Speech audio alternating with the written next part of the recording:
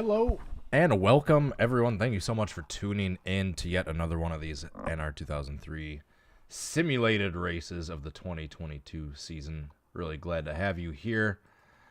Apologies if I'm sniffling and cleared my throat a little bit. I'm feeling just a little bit under the weather. Hopefully this clears up soon. Just been just minor sniffles for a couple days. Hasn't been anything worse than that, but that being said, once again, I appreciate having you all here. How we doing? Wherever you're watching this from. So we are going to be simulating the 2022 Ruoff Mortgage 500 at Phoenix Raceway. It'll be 312 laps around Phoenix Raceway, equating out to 500 kilometers. That's how they justified that. That race number or race name.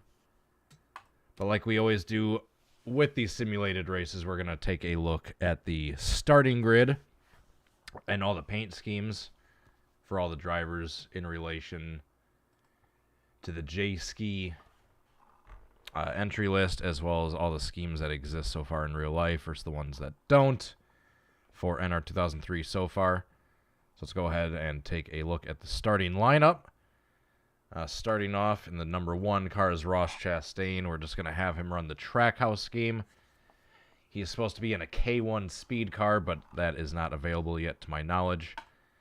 Next we got Austin Cindric in what should be the correct number 2 Auto Trader Ford Mustang. We have Austin Dillon in what should also be the correct number 3. You get bioethanol Chevy Camaro. Kevin Harvick's actually going to be running a Hunt Brothers Pizza scheme this week, but that is not available yet with the next-gen car anywhere to my knowledge. So we're just going to have him run the Subway car because it's another green base Harvick car. Looks close enough from afar. And Kyle Larson, the reigning champ, will be in the number 5 Valvoline Chevy Camaro. Brad Keselowski is going to be making his return to the Violet Defense number 6 Ford Mustang. Corey LaJoie will also be making his return to the number 7 Built.com Chevy Camaro. So I'll go ahead and pull chat back up here. Here we go. I always forget to pull the chat window back up, or the stream window back up after I click off of OBS. Chase Elliott should be in the UniFirst number 9 Chevy Camaro this week. Eric Almirola will be in his standard primary Smithfield number 10 Ford Mustang. Denny Hamlin will be running the FedEx Office number 11 Toyota Camry. Back up to the gotta switch back to the entry list. Hold up here. And Ryan Blaney will be in the Menard/Maytag car. The Maytag doesn't exist yet for NR, so we got the Blue Def, because I believe the Maytag car will have a blue hood, just like this Blue Def car did. Next on the list is Chase Briscoe in the Mahindra Tractors, number 14 Ford Mustang. Next on the entry list is Garrett Smithley in the Trophy Tractor, number 15 Ford Mustang. Next up on the list, making his debut in the Cup Series this year, is AJ Allmendinger in the Action Industries number 16 Chevy Camaro.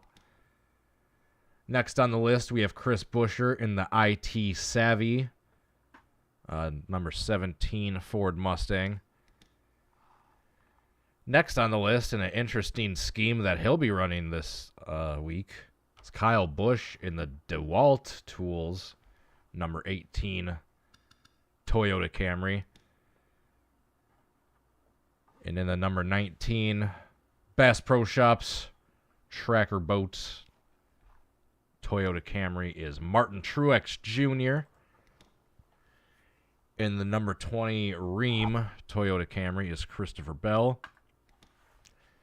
Harrison Burton will be starting in the DEX Imaging number 21 Ford Mustang. Joey Logano will be in just his standard primary Shell Pennzoil number 22 Ford Mustang. Bubba Wallace, yeah, he's supposed to be racing Root Insurance. this week, but that one is not available to my knowledge, so he's just going to be running the standard McDonald's number 23 Toyota Camry in this race. Oops. And in the number 24 Exalta Chevy Camaro is William Byron. Justin Haley in the number 31 Leaf Filter Gutter Protection Chevy Camaro. Michael McDowell. Where is Michael McDowell? Yeah, his sponsor is blanked out on the entry list, so I'm just going to have him be starting in the Loves Speed Code number 34 Ford Mustang. Todd Gilliland in the number 38 Frontline Enterprises Ford Mustang. Cole Custer in the number 41 HaasTooling.com Ford Mustang.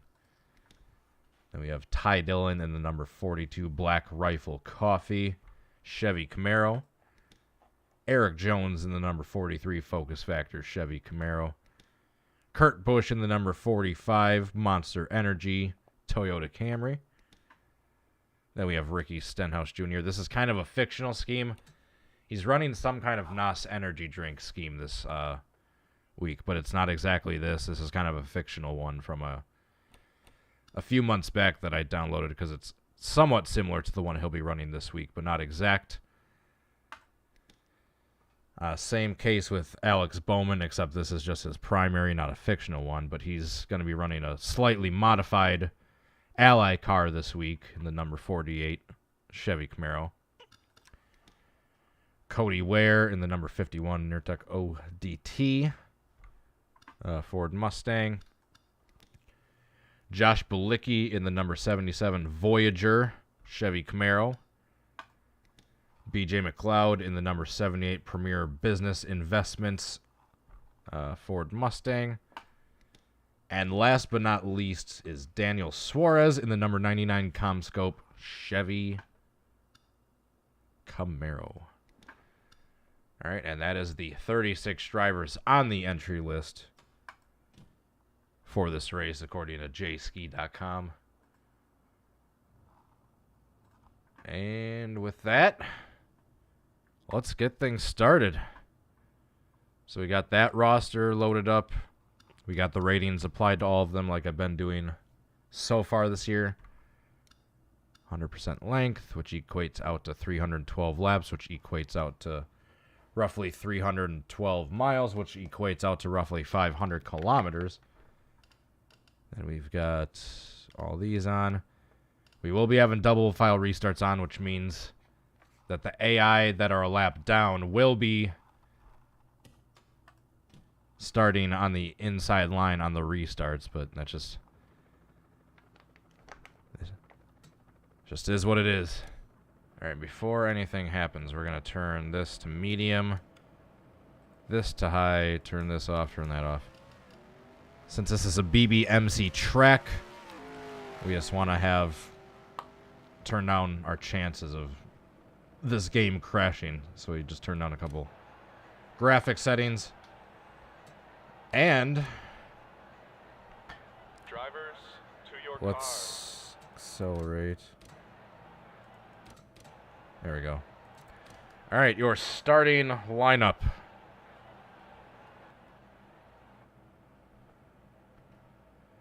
For the 2022 Ruoff Mortgage 500 at Phoenix Raceway. On the pole is Brad Keselowski in the number 6. To his outside is Alex Bowman in the number 48 Ally Camaro. Behind them is Martin Truex Jr. in the number 19, and to his outside is William Byron in the 24. Behind them is Kyle Larson in the number 5, and to his outside is his teammate Chase Elliott. Back to there. Just wanted to switch the cameras. Behind them is Ryan Blaney in the 12, and to his outside is Kyle Busch in the number 18. In the next row is Christopher Bell in the number 20, and to his outside is Kevin Harvick in the 4. Behind them, Denny Hamlin in the 11 car, and to his outside is Joey Logano in the 22. Behind them, Ross Chastain in the number 1, and Austin Cindric in the number 2. Behind them, Eric Jones in the 43, and, Daniel Suarez in the 99. Behind them, Bubba Wallace in the number 23 and Cole Custer in the 41. And the next row, AJ Allmendinger in the 16. He's the one that drives like a little. Oh! I'm gonna bust his ass. Thanks, Tony. Super chat. Thank you. Lower Shank Gracie with $5. Sorry to hear about your car troubles. Yeah, thank you. Appreciate it, bud. So you do Discord and keep up the news. I mean, yeah. Next time I'm on Discord, I will try to make sure to accept that. Anyway, thank you for the $5. Appreciate it. Yeah, I'll get to my car troubles in a sec. Then the outside of AJ Allmendinger, we have Austin Dillon in the 3. Appreciate it again, Lord Shank. Thank you very much.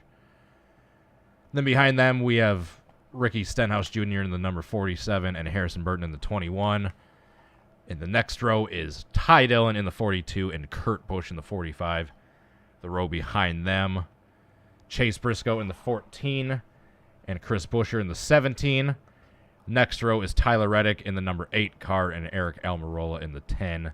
Behind them is BJ McLeod in the 78 and Michael McDowell in the 34. Start your engines!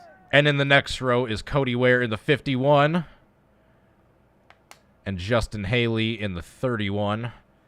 In the next row is Josh Balicki in the 77 and Corey LaJoy in the 7 car. And in the last row is Todd Gilliland in the 38 and Garrett Smithley in the 15 car. And that is your starting lineup. There we go. Turn the volume up. Actually, let's turn the volume up a little bit in here. There we go. All right, the pace car pulls in. Get used to my cameras.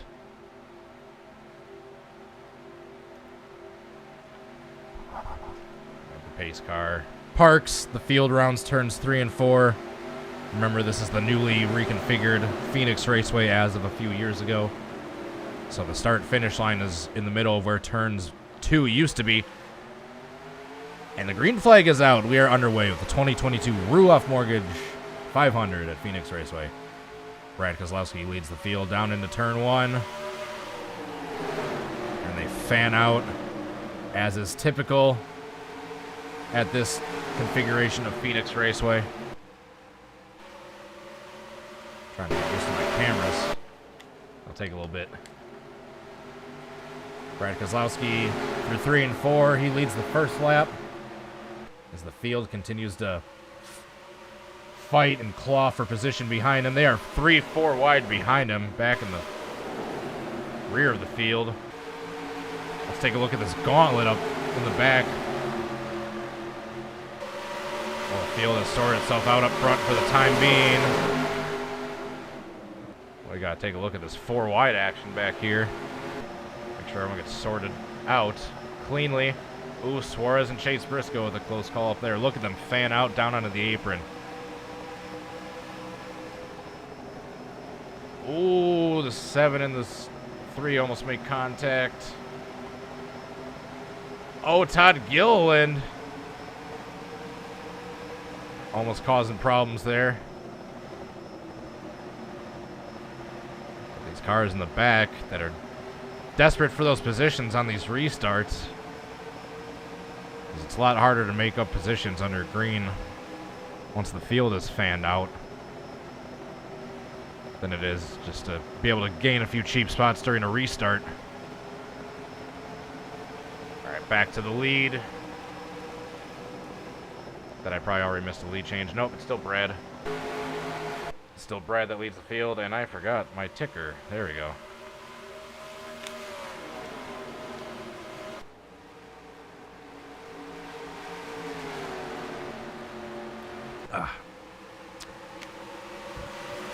I apologize in advance. I'm going to be drinking lots of water this stream. So my throat's been a little dry all day. Right, Kozlowski leads the first 5 laps, but he has Martin Truex Jr. behind him, not letting him get away. Kyle Larson, who started 5th, is up to 3rd. Alex Bowman, your pole sitter, or your outside pole sitter, excuse me, is back to 4th. Winner of last week's race at Las Vegas Motor Speedway.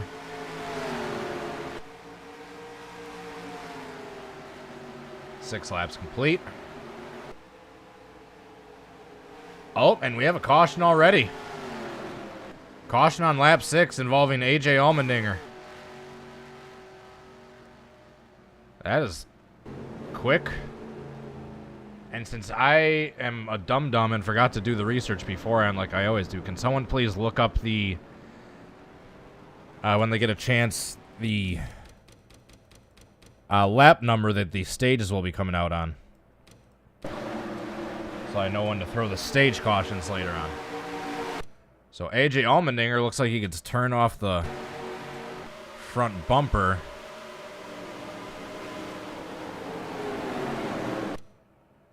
Oh, he just gets hooked by Kurt Busch. Slaps the outside wall with the driver's side. He should be all right. It's going to be a little bit of damage to repair, but that shouldn't be really a big shot to the engine. Let's take a look at it from another angle. So Kurt Busch just sends in, accidentally makes contact, and that sends him around. Got to look at the aerial view of this. 60, 180, 312. Thank you, Aaron. Appreciate it. So Kurt just tries arcing it into the corner, just makes contact, sends AJ around. Tough luck for AJ Allmendinger in that colleague racing number 16, making his first start of the Cup Series this season. Last look.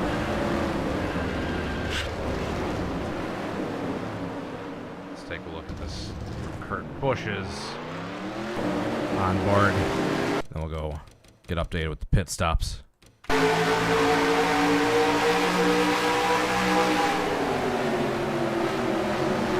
Yeah, he turned him. Oh, Kurt got a piece of the wall, too. I didn't even see that. So Kurt sustained some damage, too. And lost a fair amount of spots. He just slides up and isn't able to gather it back up.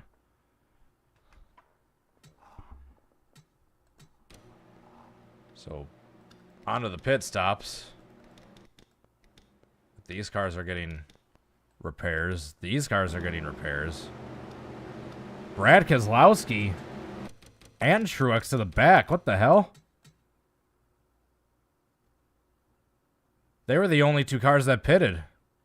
The top three pitted. No one else did. Interesting. Are these other cars going to pit this time? No, interesting. The top three pitted and no one else did.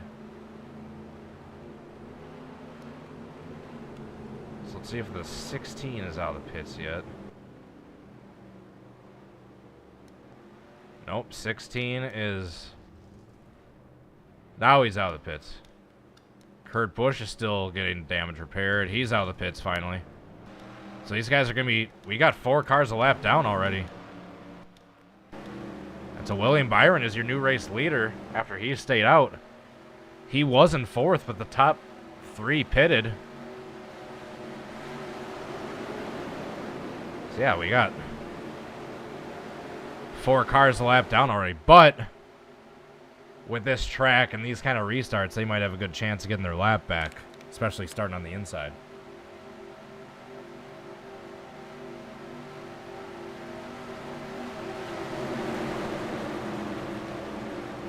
There's AJ. Where's Kurt?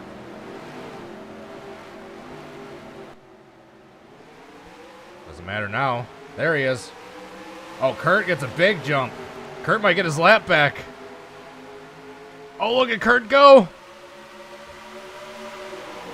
After causing that last caution, he's going to be aggressive to try to get his lap back. He's going to be racing the leader hard.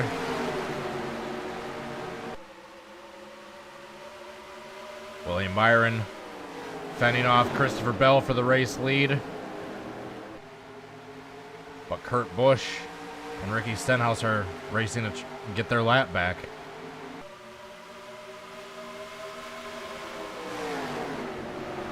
I think we had a stack up in the back, but we're still green. Byron's able to clear the lapped cars.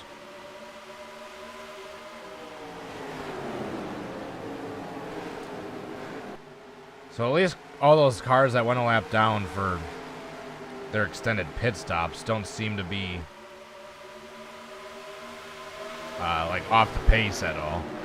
They just kind of got screwed with the lap count. Further back in the field, we got a gauntlet back here for around 10th place. Got Ryan Blaney, Ross Chastain, Joey Logano, Alex Bowman, Eric Jones all battling one another.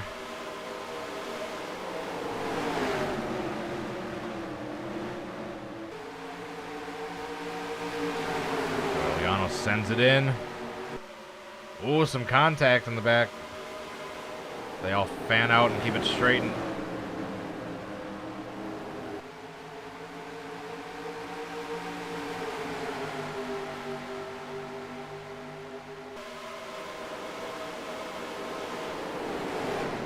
Back up front.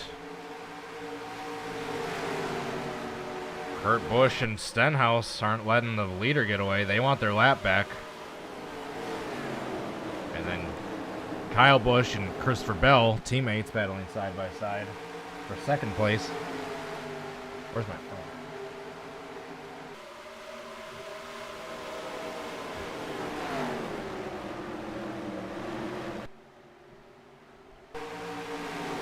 Alright, we're going to do a crank it up while I go look through my phone real quick.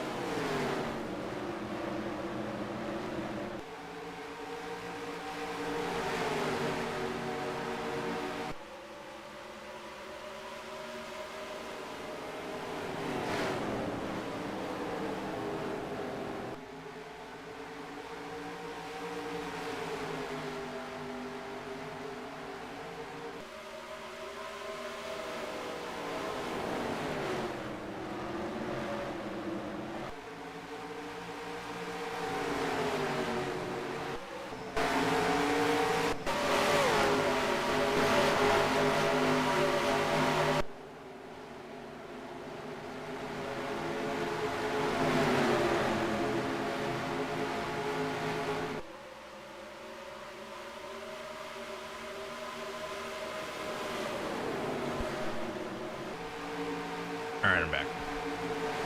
Got my phone. I just want to look up the... Oops. Corey LaJoy off the pace a bit. Just want to look up the... Confirm the stage laps. Just want to confirm that it's 80 and then 160. Arca. Nascar, Phoenix, Kurt Busch is gaining on William Byron to get his lap back. Stages.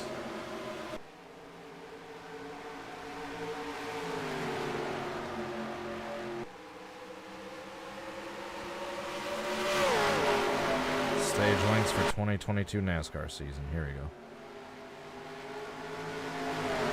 Phoenix Raceway, one. It is. What? That doesn't make sense.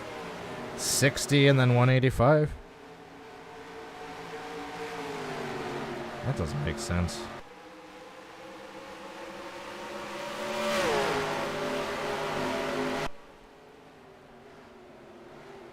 You got Stenhouse blocking back here.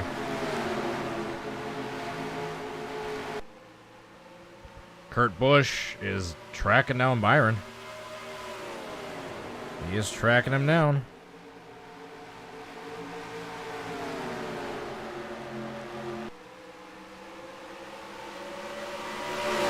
Just want to make sure that's correct. 60 and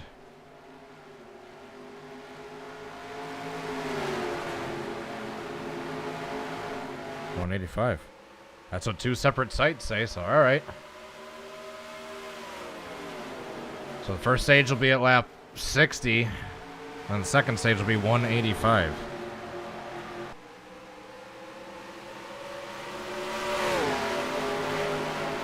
That's weird. Because the first stage will be twice as long as the... Or the second stage will be twice as long as the first stage.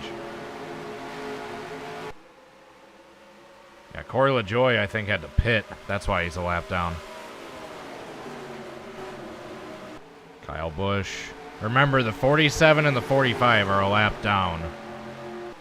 Everyone else is racing for position. That means Kyle Busch here.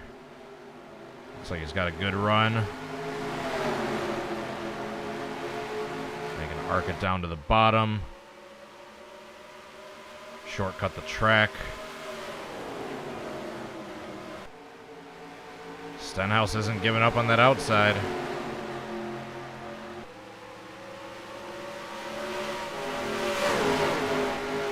Looks like Kyle Busch has him cleared. So Kyle Busch now just has one lapped car between him and the leader. And that is none other than his brother, Kurt Busch. So Stenhouse, who had hopes of getting his lap back the old school way in that last restart, is now starting to fall off a bit on this run. Kyle Busch solidly in second place now. Has some breathing room to start tracking down the leader. But he will have to get by his brother,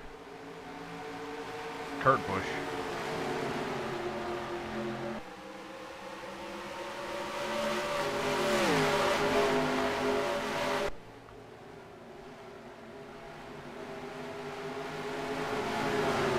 Stenhouse is just caught in that outside line.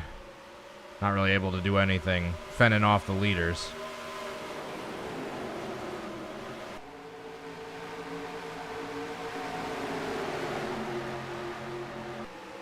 Meanwhile, up there, Kurt Busch is still not letting the leader get away.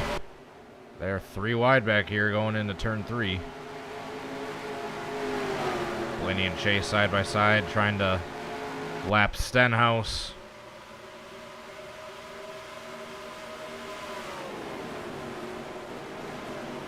And back here is those 3 cars that started in the rear of the field on this restart after pitting when no one else did. 3 cars were Martin Truex Jr., Brad Keselowski, and wherever Kyle Larson is back here. Back to the front.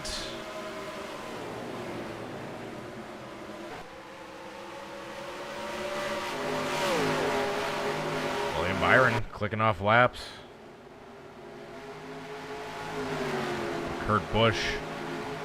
If a caution comes out, he's going to be gunning it to get around Byron. Get his lap back the old school way.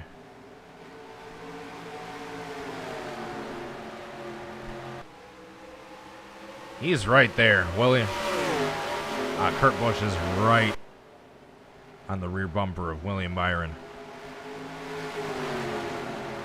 He just needs a good run going on one of these straightaways, and he'll be able to get his bumper underneath him.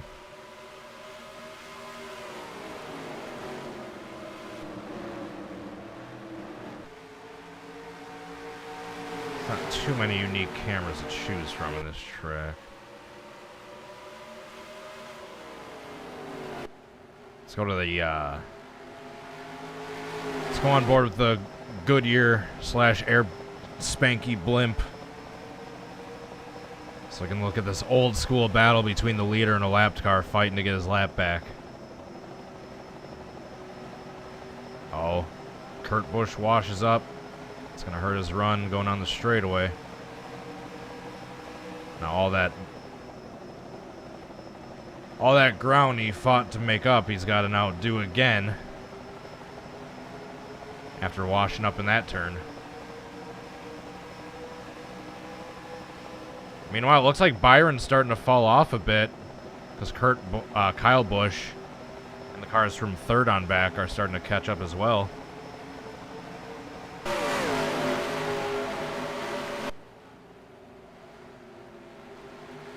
After 30 or so laps of green flag racing, top 5 are basically under a blanket right now.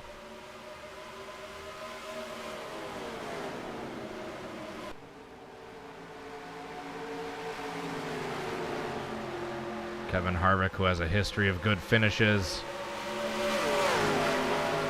at Phoenix, has worked his way into the top 5. He should be in the Hunt Brothers car, but that's not available yet for NR.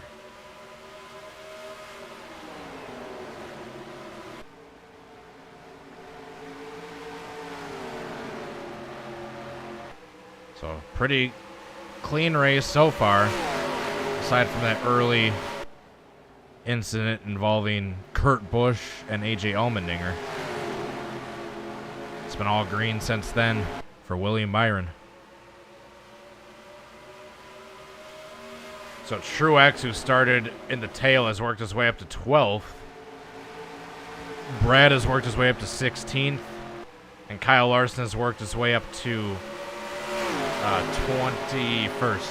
And remember, those 3 cars were the top 3 prior to that first yellow we had.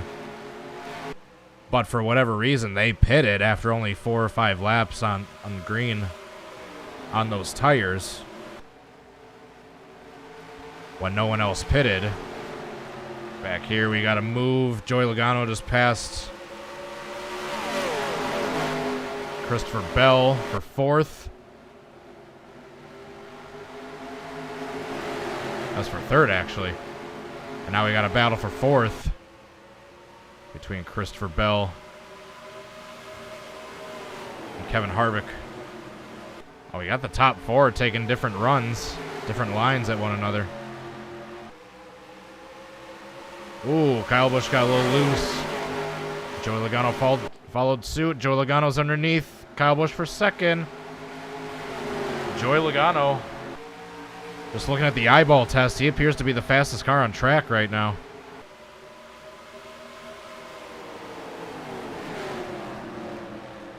So, Joey Logano's moved up into 2nd. Now Kyle Busch is hanging on for 3rd, trying to fend off Kevin Harvick.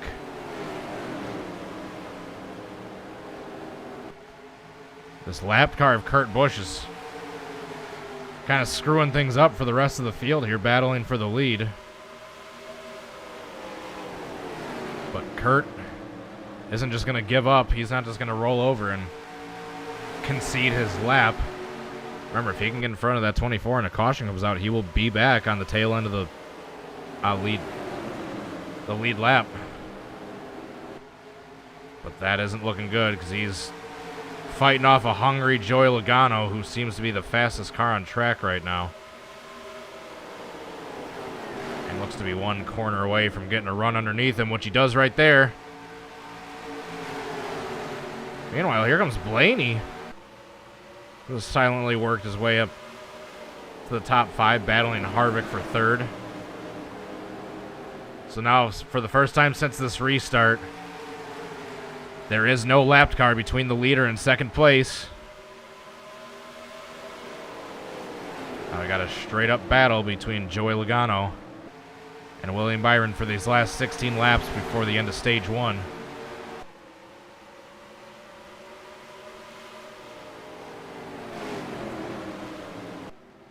Joey Logano definitely appears to be the fastest car on track right now. Just look at that ground. He's closing in on Byron. Harvick still in 3rd. Now he's the one trying to get past Kurt Busch. Kurt Busch, who did have a strong start on that restart after going a lap down with that damage, is starting to fall back a bit. Starting to fall off. Ryan Blaney taking a peek underneath Harvick for 3rd place. Both of them are getting caught up by Kurt Busch. Logano washes up the track a bit, but he doesn't have anyone behind him that's going to stick their nose underneath him.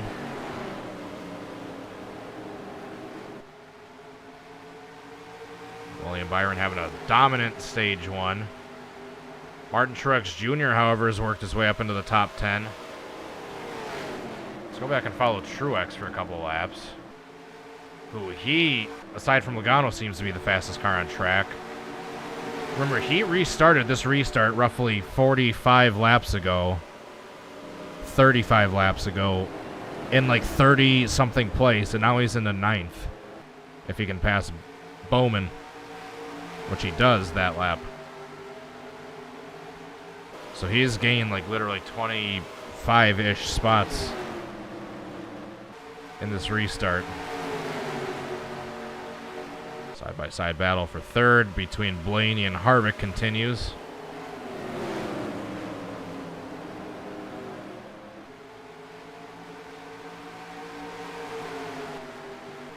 Oh, get away, pace car. Logano's the closest he's been to Byron yet. Oh, he washes up again, though. Once he gets to that corner. Let's go on board with William Byron here.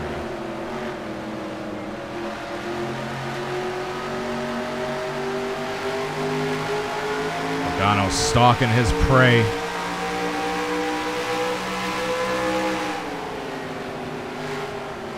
Oh, Logano. Oh.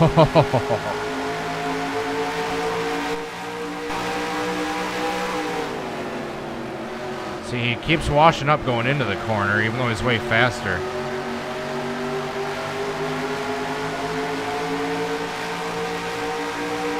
right, we have 10 laps to go in the stage.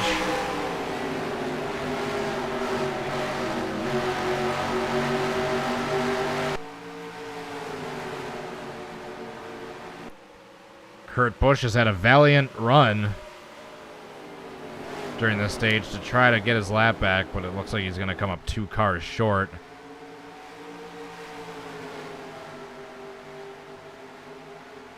Logano is right there, but as what keeps happening when he's in the corner, when they're going into the corner, right when he's on his rear bumper, he just has a tendency to wash up the track. There's just not enough grip to get the car turned to get rotated underneath the leader on these worn tires.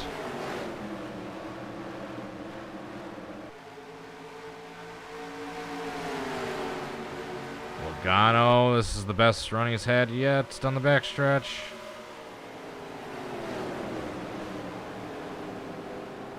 Still there. He doesn't wash up this time. He's still roughly a little less than a car length back.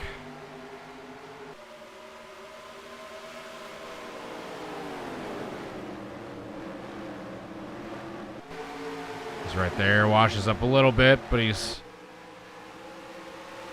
still right behind Byron. And Kevin Harvick. Looks like he's about to get past Kurt Busch.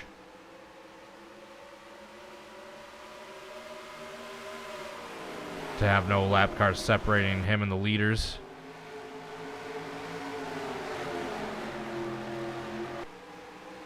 Logano is right there.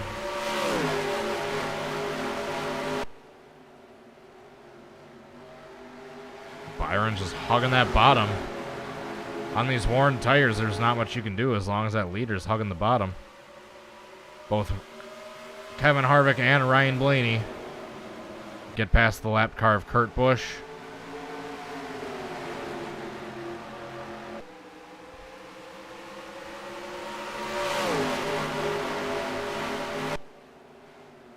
Oh, looks like Logano washed up again.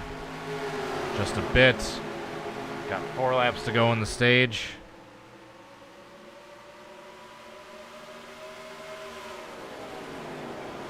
They're nose to tail. Logano just doesn't have the grip anymore to get the car rotated underneath Byron.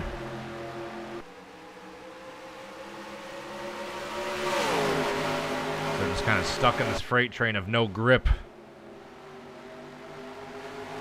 Like I said, Kevin Harvick looks like he might be taking a peek at Logano. Shout out to Chase Briscoe, who's worked his way up into the top 5.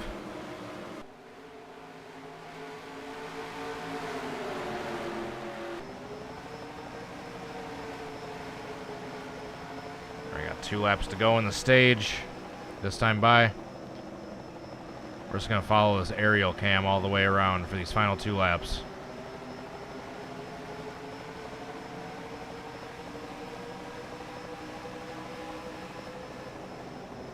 So I know it sounds silly, but those 3 cars that pitted early on, this is where that strategy might help them now. Because in order to fill up the gas tank, it's going to take them that much less time. Oh, they fan out. All right, here's the white flag for the stage. All right, 1 to go in the stage. Looks like it's going to be battled for second between Harvick and Logano. Sorry, I gotta do this. Harvick to the inside of Logano. I think he's gonna get it. Maybe. Oh, I don't know who got second right there. But there's the caution. That's the end of stage 1.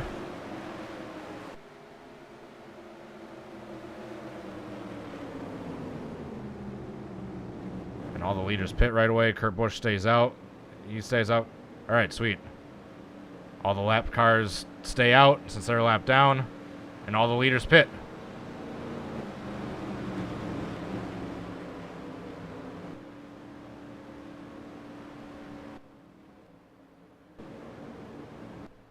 All right, here is where it gets interesting. Truex, who's made his way up to 8th. His pit stop on paper should be shorter than the rest of these cars. But it looks like he just got held up just from being caught further back in the pits. All right, so who's going to win the race off pit road? Byron is able to get out first. Logano second. Truex third. Chase Briscoe fourth. Truex Jr. looks like he's going to come out in 7th, so I think he gained yet another spot. Now here's the 5 cars a lap down coming into pit.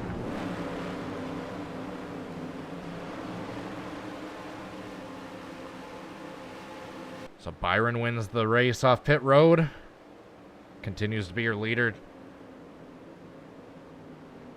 Let's take a look at where those other 2 cars that pitted on lap 5 are. Which would be Brad Keselowski and Kyle Larson.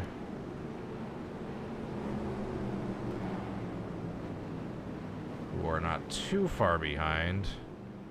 Let's take a look at what position they're in once they cross the line here. What position it credits them in.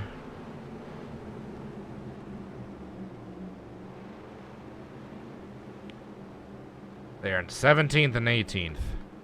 So still not great from their top 3 spots. So that strategy has not really worked out in the long run.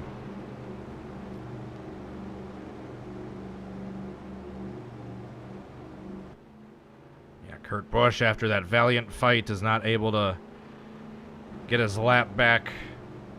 He remains a lap down. So there continue to be 5 cars.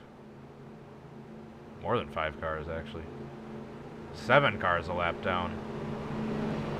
Looks like Harrison Burton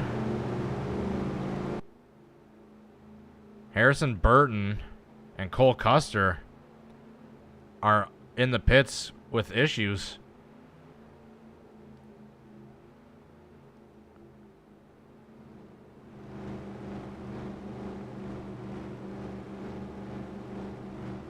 So they're getting the cars repaired now, but they have issues.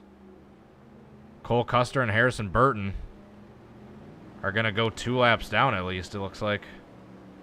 AJ Allmendinger's continuing to pit. Austin Dillon continues to pit. Some problems for those cars. Back up front, we're about to go green.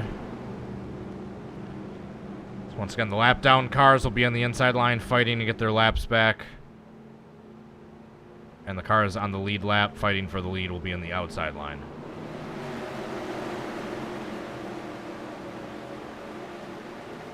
I know that's goofy, that's just how the rules are with these old school double file restarts. So I think Austin Dillon and AJ Allmendinger might be done.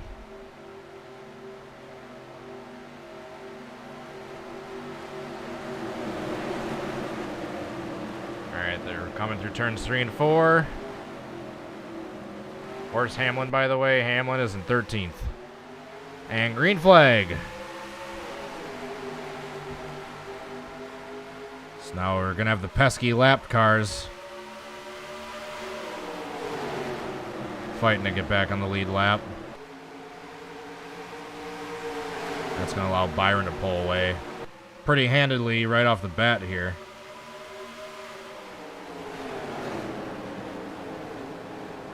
So you can see the 45, the 7, the 47, the 21, all getting in the way.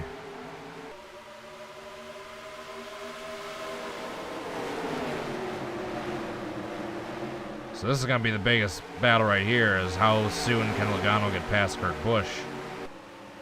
Oh, we got a car out of control back here. Almost wrecking. Hang on to it. Man, they are fanning out 3-4 wide back there.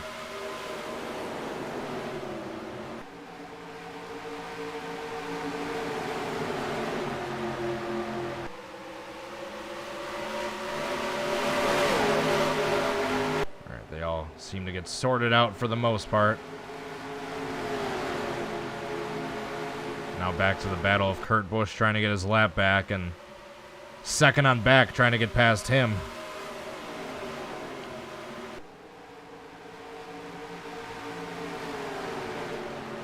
That seems like it's going to be the most popular battle. Whoa! Got more contact in the back.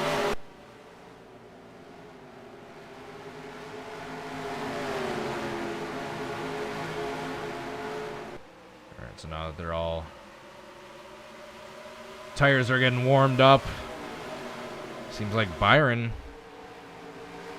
is starting to lose ground to Kurt Busch. Slowly but surely. Got 3 wide back here. 4 wide. That might be a problem. That was close. They're 4 wide there for a second. They're still 4 wide. They are 4 wide between Custer, Bowman, Reddick, and Almirola. Wow. Oh, Ross Chastain. He pushed up the track. Almost took out Keselowski and Eric Jones. Keselowski is just stuck back here in the gauntlet.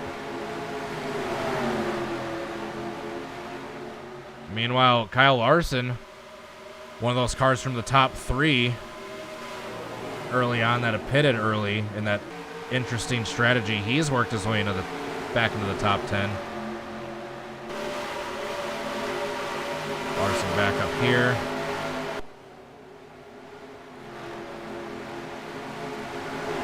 So Larson is in the top 10. Blaney is 11th, and then the 47 and 21 are a lap down.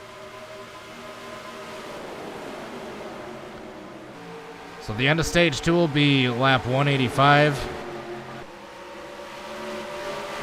If these websites I looked up that info on are indeed correct.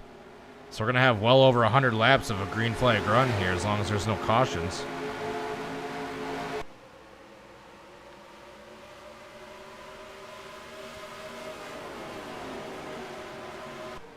Things are pretty sorted out up front, so let's continue to take a look at the battle. Oh! Perfect time to cut back there.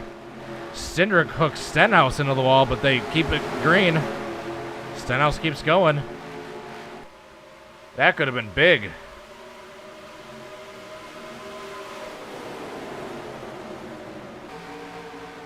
Let's go back and look at a replay of that real quick. That could have been real big. So on board with Cindric for that. So they're 4 wide coming out of the turn. Stenhouse just keeps pushing up and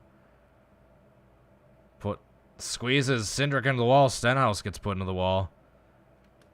But they keep it green. There's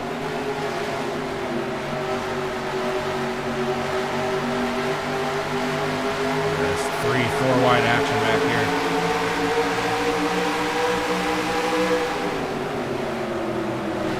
Oh, Cindric almost did to Reddick what Busch did to Allmendinger earlier.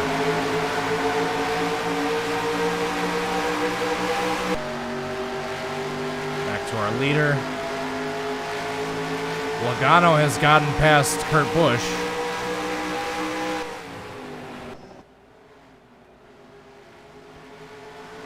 So now Kurt Busch is falling behind the 22. Now there's nothing separating first and second.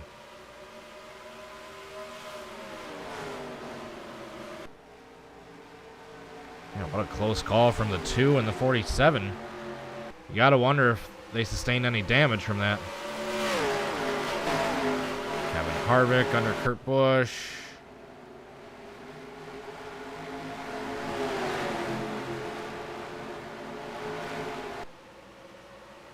Looks like he'll be able to clear him in the next couple corners.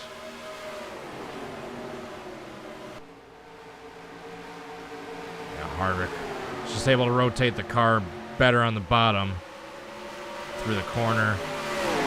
Christopher Bell follows suit. Chase Briscoe, who is still having himself a strong top 5 run, is right behind all this.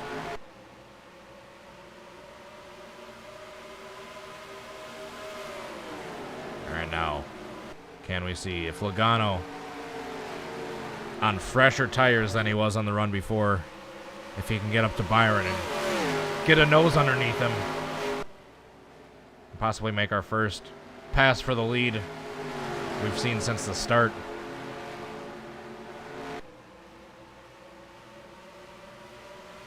Who's the first car at risk of going a lap down? Another lap down is going to be AJ Allmendinger. Who's in front of the leaders by about a straightaway. So Austin Dillon and AJ Allmendinger were able to get back on track. They are just now 2 laps down. Oops. So we have 28 cars on the lead lap. BJ McLeod, the 78, is the last one.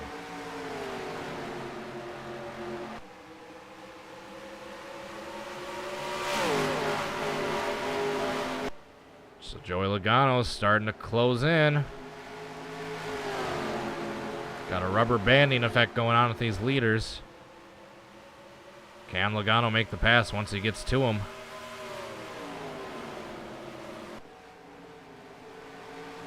Yeah, William Byron is definitely not the fastest car on track right now. He just has the benefit of track position.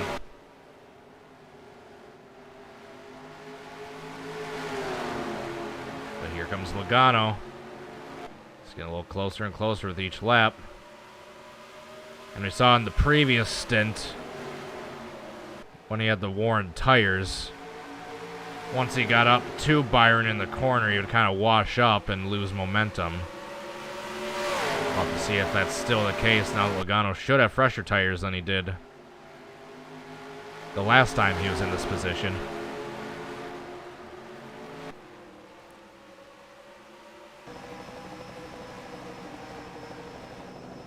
This will give us a good look. Oh, there's the washing up I'm talking about. Is that going to allow Harvick to get there?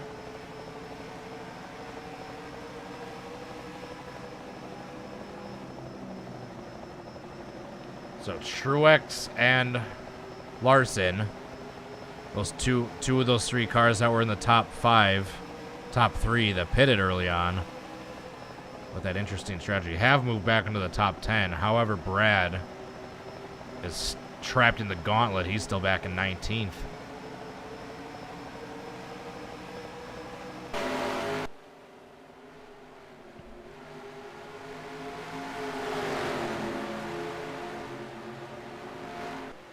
Top four is under a blanket right now.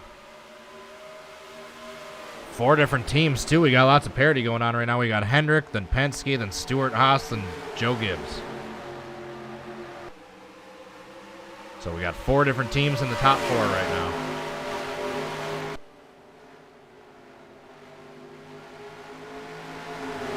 Logano might have to wait on a lapped car to be able to pass Byron, just based on how the cars have been behaving in these long runs that we've seen so far. Oh, he washes up. Is Harvick going to be able to get underneath him? Oh, here comes Harvick. The closer is closing in on the leader.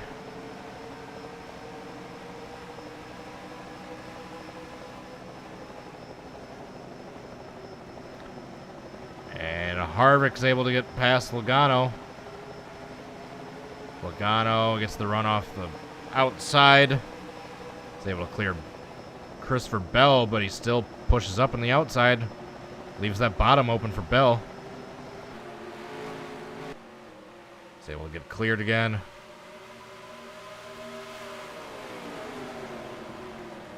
Now can Kevin Harvick do anything to get past William Byron, our leader?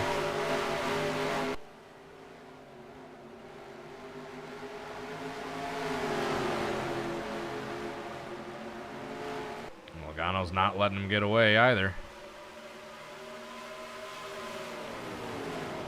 So I can fan out pretty well during the restarts, but once they're in the middle of a green flag run, it seems like most of the field is kind of just committed to staying on that middle line.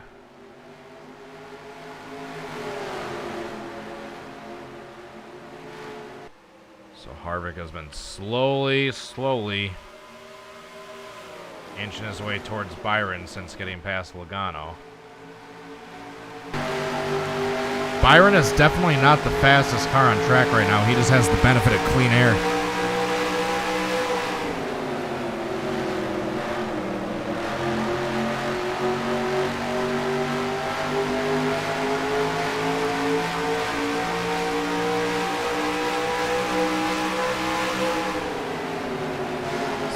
Same split time he was last time.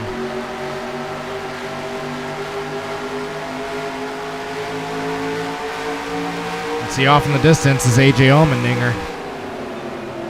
That might be Harvick's best chance of passing Byron.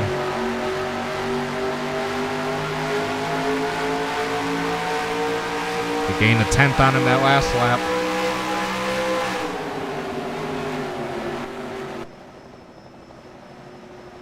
Battle for third now.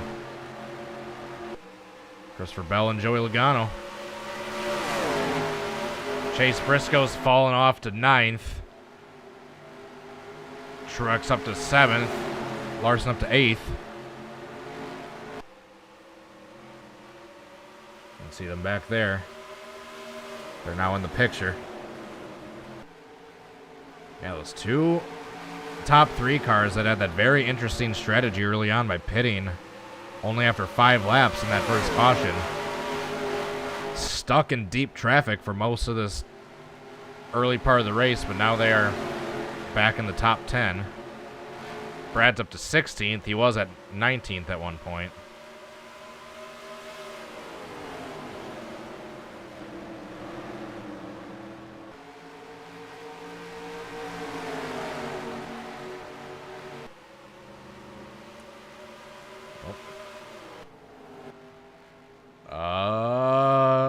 AJ Allmendinger with problems.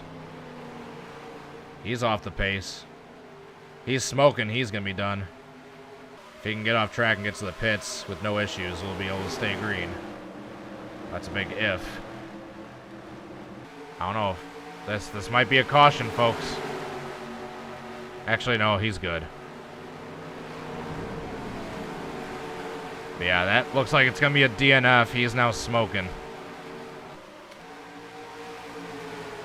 So AJ Allmendinger, who was caught up in that first wreck after getting turned by Kurt Busch, looks like his day is going to be done. Joey Logano back underneath Christopher Bell. As long as these two are battling side by side for third, Kevin Harvick can just worry about setting up his run for the pass for the lead.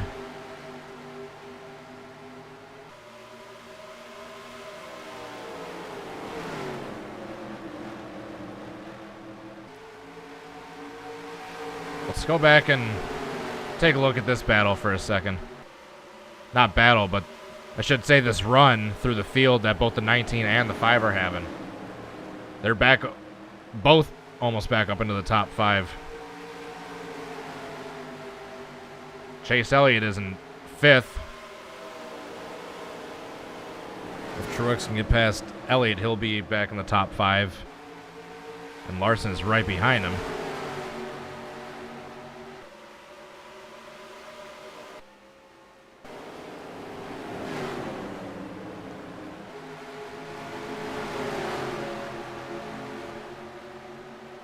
So that is one of the stories to pay attention to. Meanwhile, back up front, Kevin Harvick. Oh, he's right there, but anytime he's a little too close going into the turns, he has to hit the brakes or whatever happens in the car. That ends up pushing it up the track like that. And that's going to allow Logano to possibly get underneath him.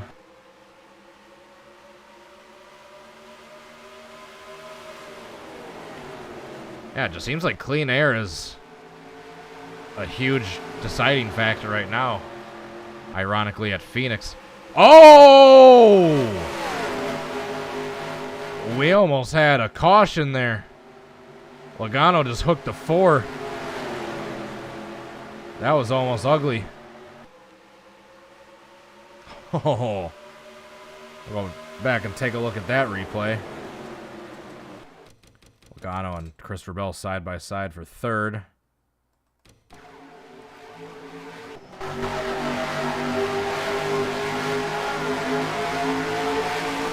Oh, that was close.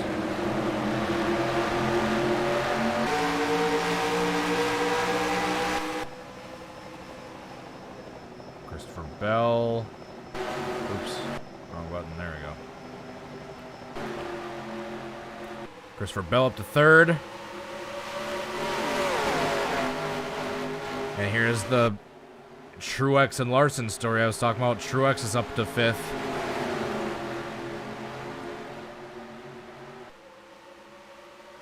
And Larson's in 7th, but it looks like he'll be battling Chase for 6th shortly here.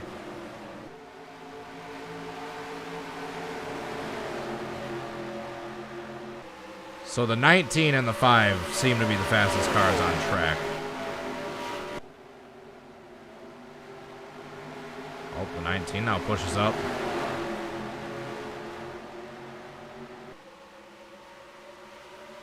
So I have no idea what the fuel window is for a track like this. I'm gonna guess somewhere around like 60 or 70 laps.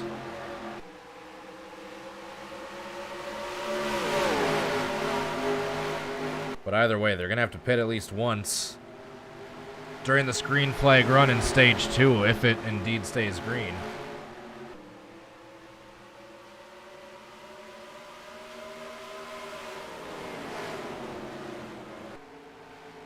So not too much passing that's able to happen. Nice back here. Now we got Truex and Larson battling. Got a good battle for 6th going on right now. Ooh. Chase Elliott almost Hooked Kurt Busch.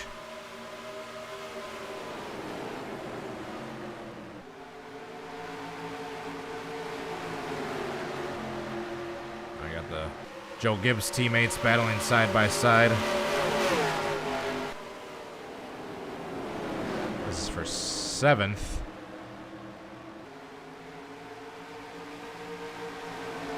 Truex and Kyle Busch side by side for 7th place. In front of them, you have Hendrick teammates battling for 6th place. 5th place, actually.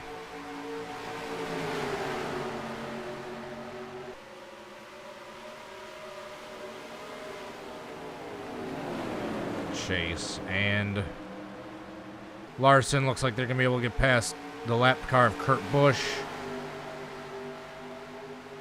Let's go check on the battle for the lead. There it is, nose to tail. Christopher Bell to the inside of Kevin Harvick for a second.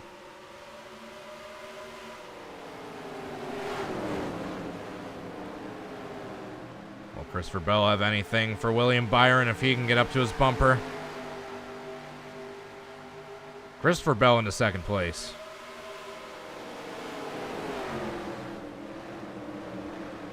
Now Harvick's trying to hold on for 3rd.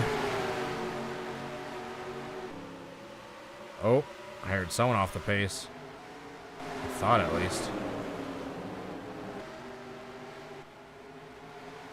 Is someone pitting?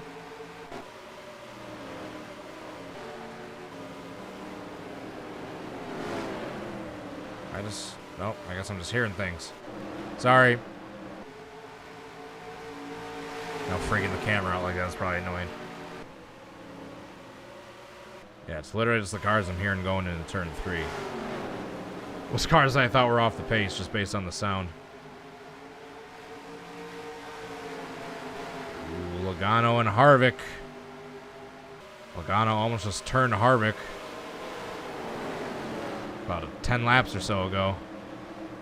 Harvick's probably not happy about that.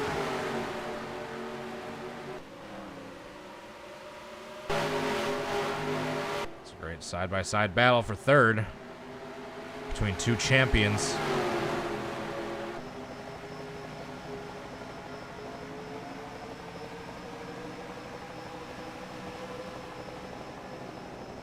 In the top 10 right now, we have 6 former Cup Series champions.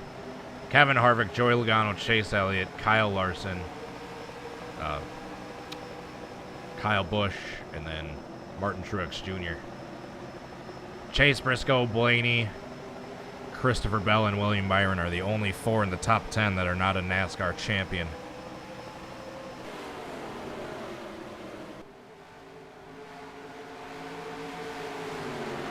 Christopher Bell, out of any of these cars, I think might have the best chance of getting past Byron. Or anyone just might have a decent chance.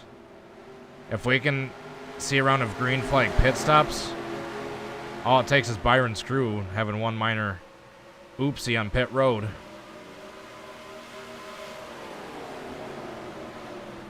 So we've been green for about 50 laps or so. I'm not sure what the fuel window is. But we're approaching the halfway point of splitting stage 2.5.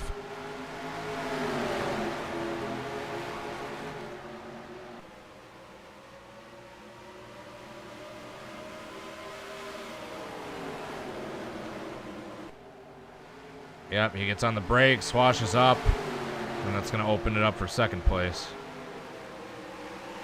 Oh, not yet. Here comes Chase Elliott. Underneath Joey Logano.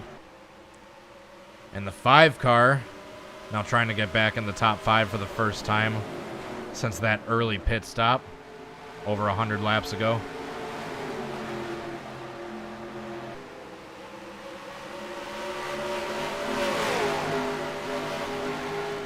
Kyle Larson, Joey Logano side by side for 5th.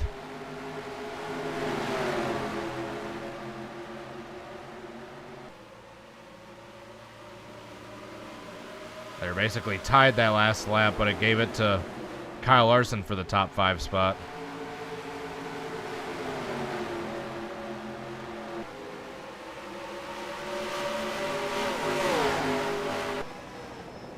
Still side by side.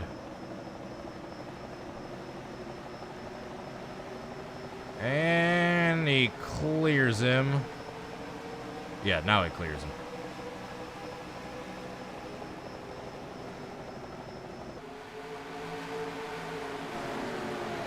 So back up front.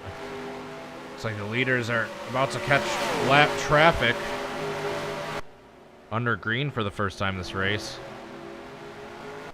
And that'll be the first 2 cars to go down under green. If they do, in fact, go a lap down, that'll be BJ McLeod and Todd Gilliland. Yeah, these are the last 2 cars on the lead lap. No, excuse me. Todd Gilliland is already 1 lap down. BJ McLeod is the last car on the lead lap. And the 16 did indeed retire after pulling into the pits with the mechanical issue.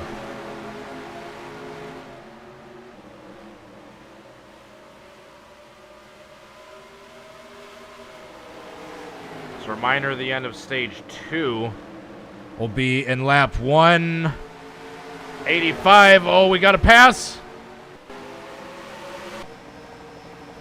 Christopher Bell tried. Oh, he's trying.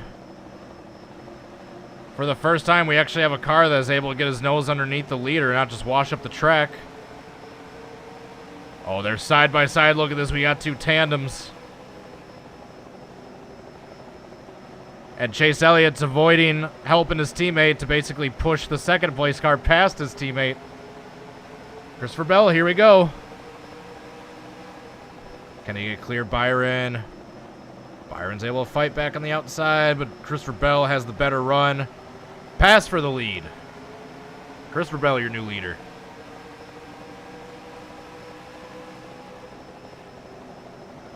Chase Elliott is now... Oh! He's trying to follow suit.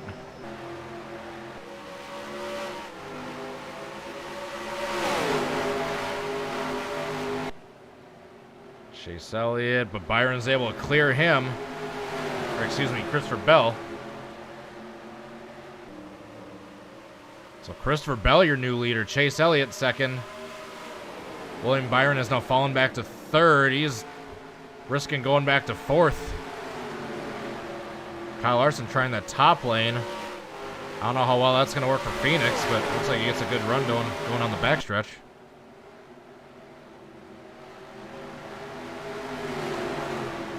So Christopher Bell, your new leader on lap 124. 123, I think, is when he technically took the lead. Chase Elliott's hungry now. Look at him trying to arc the corner. All this, and they're approaching lap traffic. And I think they might have to pit in the not too distant future, like the next maybe 10, 15 laps or so. I think they might have to be pitting if this stays green.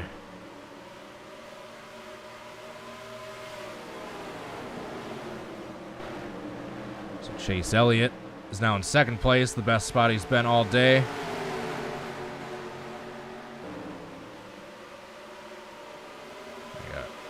Larson side by side with his teammate Byron, trying to get the fourth spot.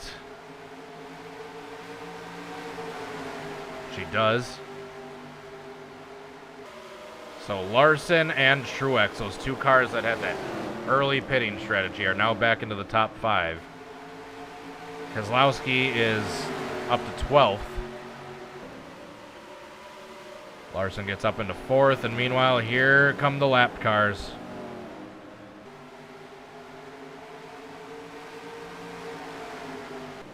Follow this battle through the aerial point of view as they're approaching the lap traffic. Oh, Chase Elliott washes up. Christopher Bell gets down to the bottom, is able to get his nose underneath the 38. That's going to be good for Bell. Now Chase just needs to get his nose underneath the 38 as well. He does.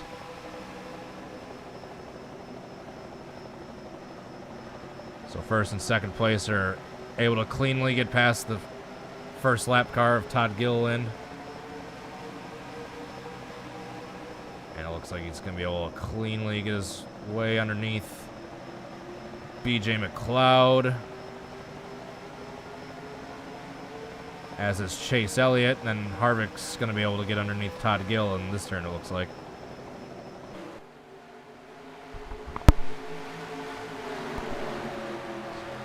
So the leaders are able to cleanly get past that lap traffic. But now we got more of that coming soon. Got looks like about another 5 cars or so that are at risk of going a lap down in the near future.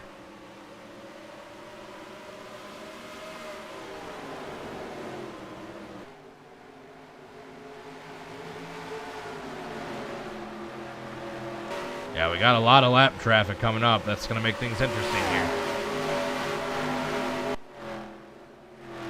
Chase Elliott washes up.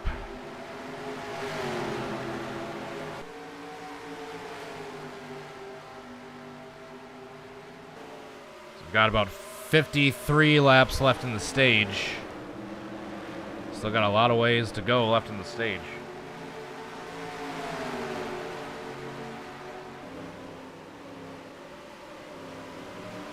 Christopher Bell continues to lead after taking the lead away roughly 10 laps ago.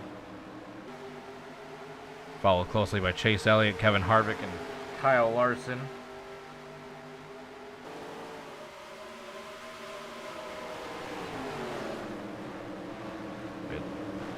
As all this is going on, they're quickly approaching more lap cars.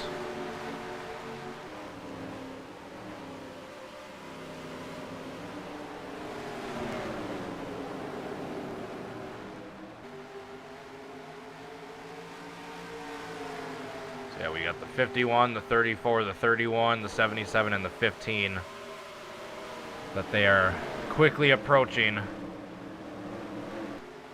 to put a lap down.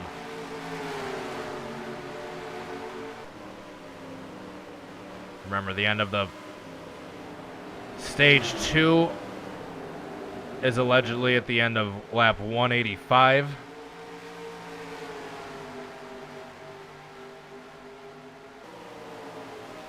So that is when we'll be throwing the caution.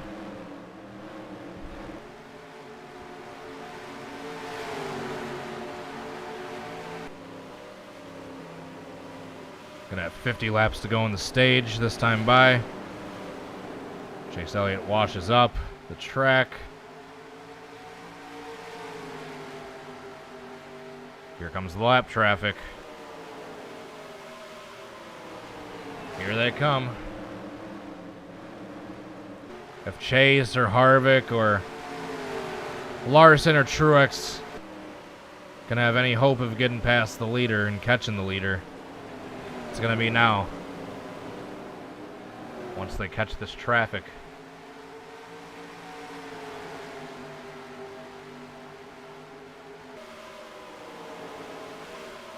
So the halfway point of the race will be at the end of lap 166, which we are basically 30 laps away from that.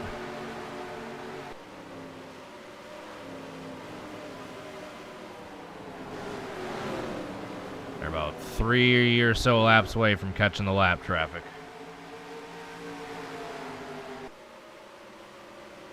Yep. Garrett Smithley, Landon Castle, and Justin Haley. And after that, you got Michael McDowell and Cody Ware.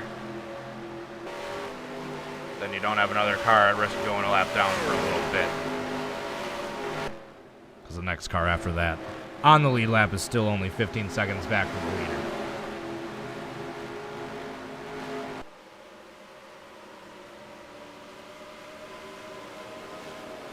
All right, here we go. What's going to happen here?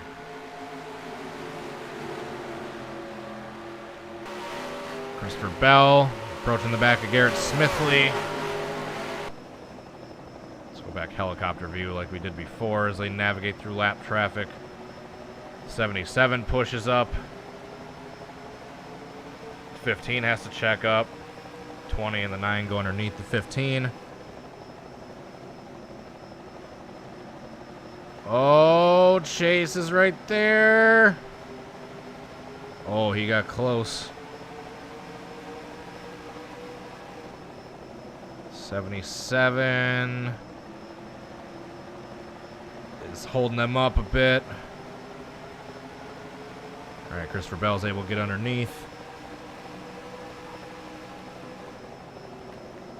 Back there, it looks like Kyle Larson overtaking Kevin Harvick for third.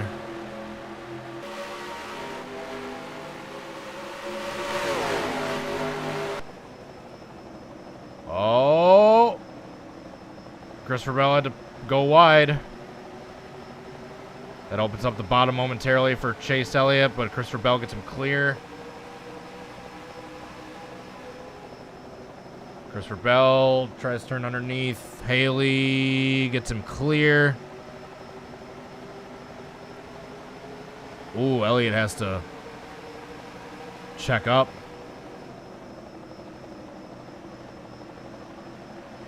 And that allows Christopher Bell to get away.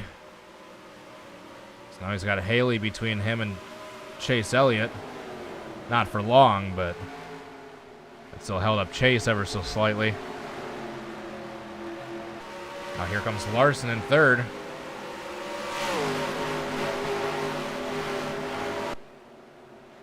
Remember, he and Haley got into it back at the Clash.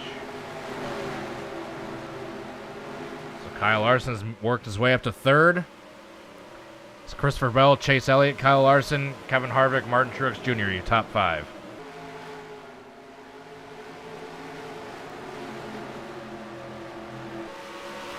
And in front of them, we have Michael McDowell and Cody Ware side by side, and then after that it's Corey LaJoie, who's already a lap down.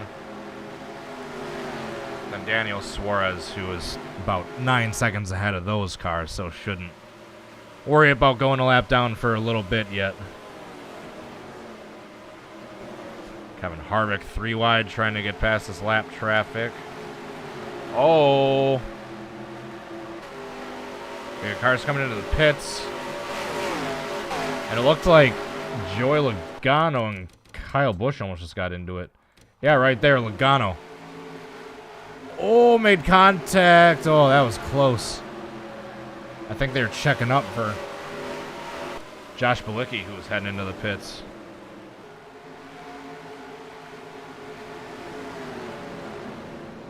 Yep, cars are trying to pit now. We got cars pitting. Green flag pit stops have started. Kevin Harvick is in the pits. But your other leaders have stayed out. Christopher Bell, let's see where he's at. All right, here's the top 3 who should be pitting this time by, I'm guessing. Christopher Bell does, but Larson and Elliott stay out. So these are now your top 3. So here's your green flag pit stops. Elliott is now your leader. He leads a lap. Larson's in second. Now you got cars coming out of the pits while other cars are going to be trying to pit. All right, here comes Larson and Elliott and Truex. So that's basically the rest of the leaders. Yeah, here's the rest of the leaders. And Brad, who stayed out, worked his way up to 4th. Let's see where he cycles out. All right, so Chase is currently leading. Well, let's see where Christopher Bell is.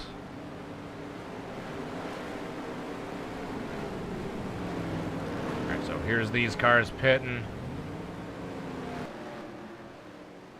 So Christopher Bell should cycle out to the lead, depending on where these other lead cars come out.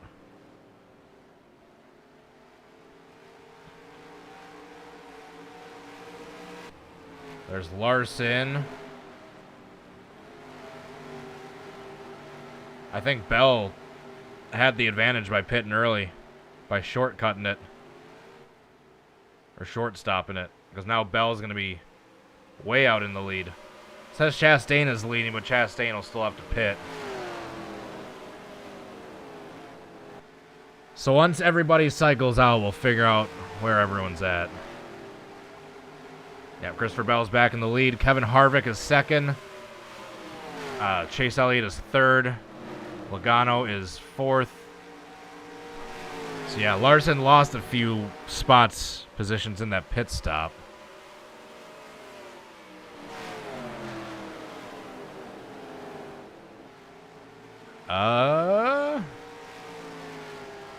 Yeah.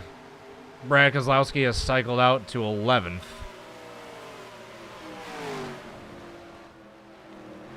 So yeah, Christopher Bell is your leader. Second place is Harvick.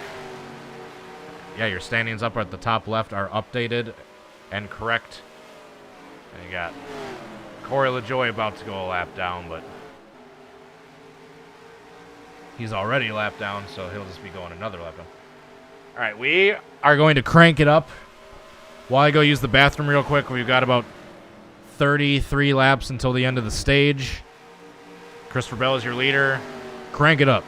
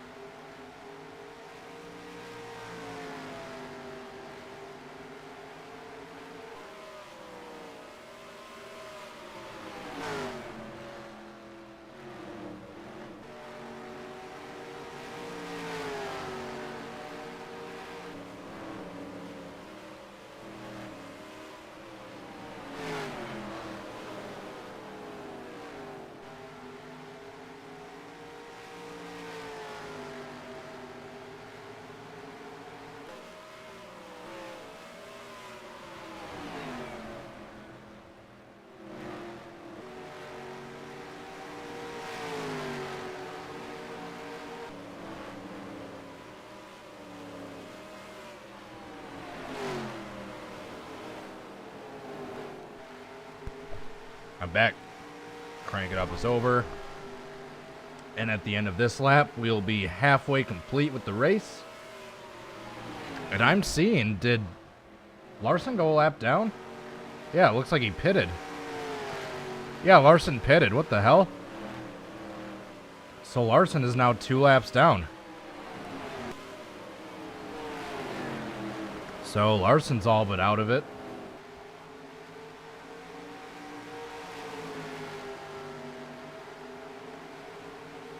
So yeah, one of the most dominant cars of the day unexpectedly pits midway through stage 2. And yeah, is now all but out of the race.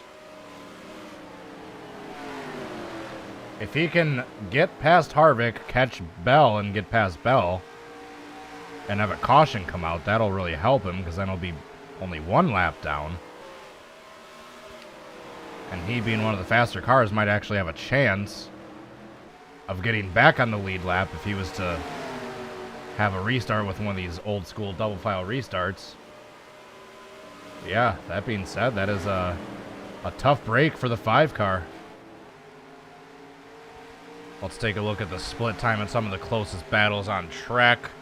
Right now, the 3 and the 9, or the 9 and the 22 for 3rd place, that's what I meant to say, are fairly close on track for position.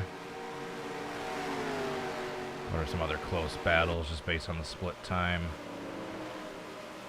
7th place battle between Truex and Bowman. Hamlin's a lap down, I believe. Yeah, Hamlin's a lap down. I was going to say, why is he not showing up for that battle? So we only have 16 cars left on the lead lap. So we already have more than half the field a lap down.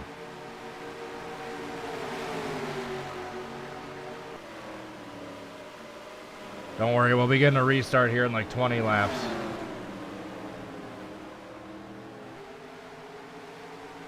With the stage caution.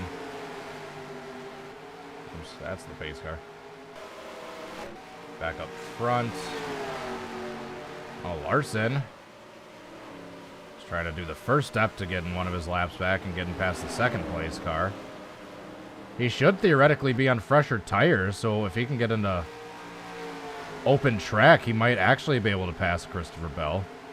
If he did indeed pit and take tires.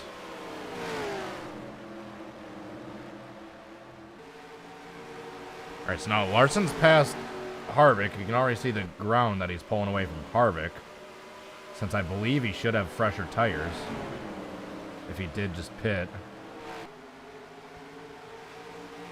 And if he pitted unexpectedly, I'm going to assume he took tires.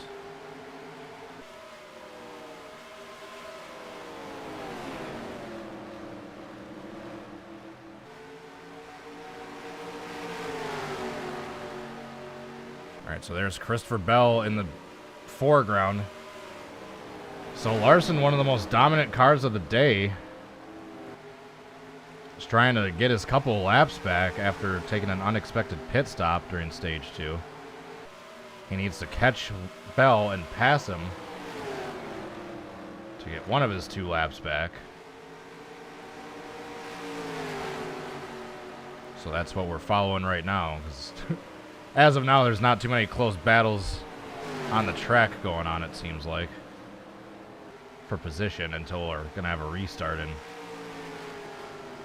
16 laps to go.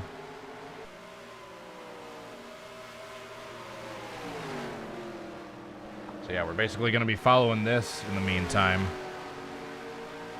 If in the next 16 laps, Larson can catch and pass Bell to get one of his laps back. Sounds like Bell might be catching a couple lapped cars, so that could slow him up just enough to have Larson catch him.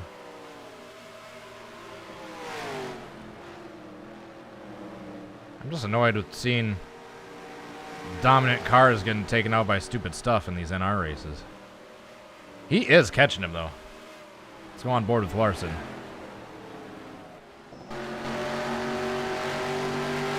So he's got 14 laps to catch and pass Bell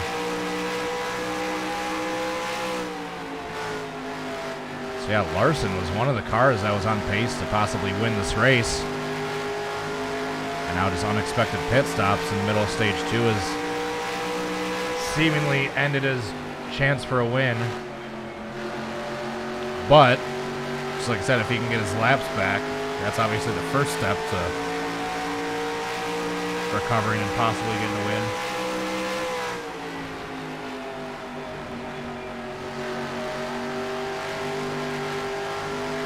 Yeah, he's catching him.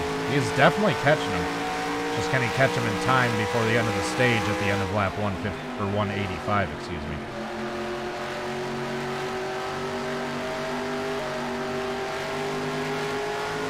Yeah, you can see how much distance he's gained on Harvick once he got past Harvick.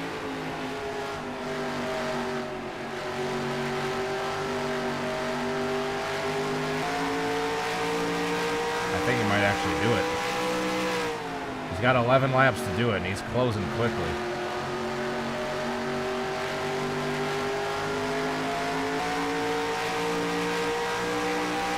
On board with Christopher Bell, taking out his rear bumper. See the reigning champ starting to close in.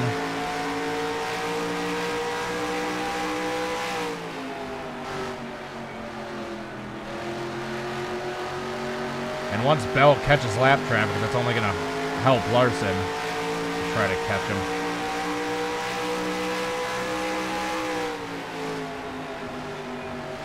I'm very intrigued if he can get this lap back in time.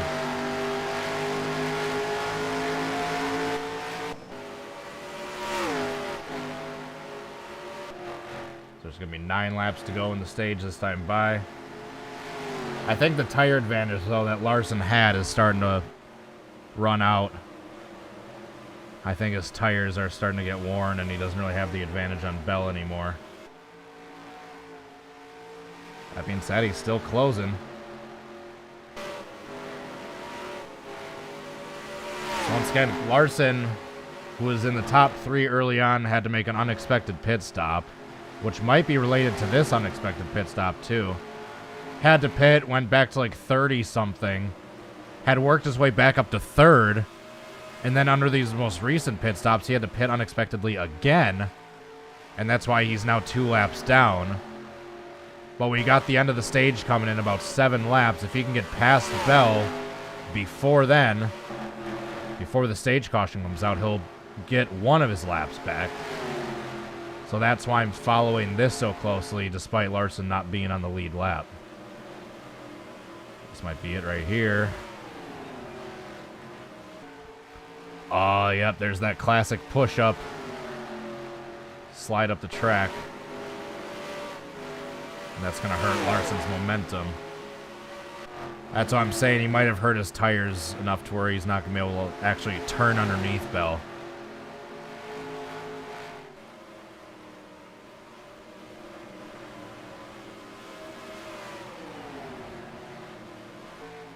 Yep, he slides up again.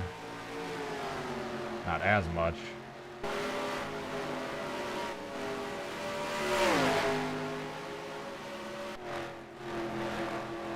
I think he might have it on the exit here. So he's able to have a good enough run and stay behind him. He just needs to get his nose underneath him going into the turn. That's it. That might be it. That might be enough to get 1 of his laps back. And this battle is what Austin Dillon wants to see. So Austin Dillon doesn't go an additional lap down. Except he's already 3 laps down, so it's not like it really matters at this point.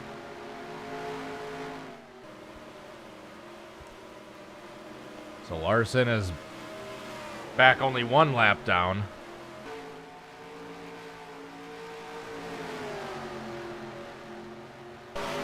So it's going to be really tricky. When I throw this next stage caution, I'm going to have to throw the caution after Larson crosses the line, but before Bell does. So I'm going to have to like time that perfectly. Battle for second is heating up. It is. Oh, shoot. You're right. But unfortunately, I gotta watch this just so I can time throwing the caution perfectly. Because I gotta do it. I gotta throw the yellow right after Larson crosses the line, but before Bell does. It's like right there. Alright, so I got 2 laps to practice. Alright, so here's the battle for second. Harvick's still out front, but Logano and Elliott have closed in.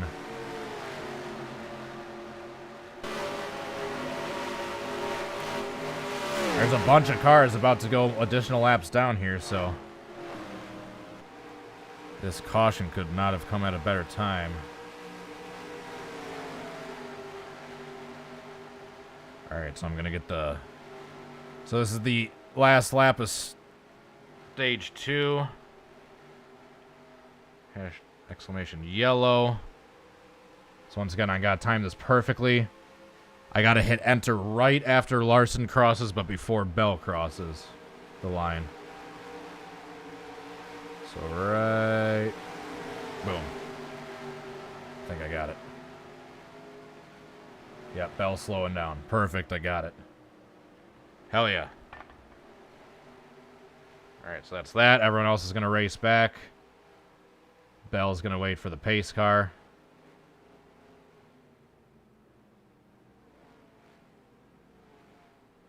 What's going on here?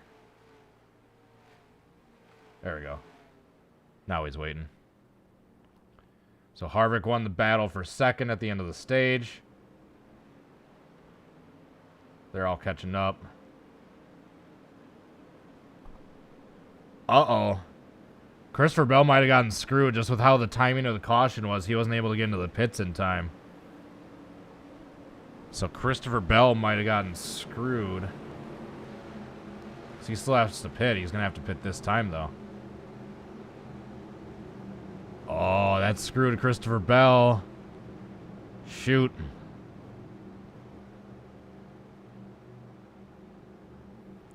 So now it's going to be, I think, Chase Elliott in the lead, or whoever wins the battle off pit road. Kevin Harvick. Chase Elliott second. Chase Briscoe third. Because now Bell's going to have to pit this time by. All these other cars are a lap down. He's the only one in the lead. But now he's going to be on the tail end of the lead lap. Oh, shoot. That stinks that just inadvertently screwed him just with how I had to... Quickly, I had to throw that caution to make it work for the stage. Oh. You live by the NR jank, you die by the NR jank. So Harvick has inherited the lead. Appreciate you guys all tuning in. Thank you so much for watching. Hit that like button if you're enjoying this. I can't wait for the next one we do it at the newly reconfigured Atlanta. The Atlanta Super Speedway. So these are basically all the cars on the lead lap. The 4 through the 20. So we got 16 cars on the lead lap. Kyle Larson is the last car a lap down. Or he's the first car a lap down. According to the scoring and timing, but now he's going to be farther back.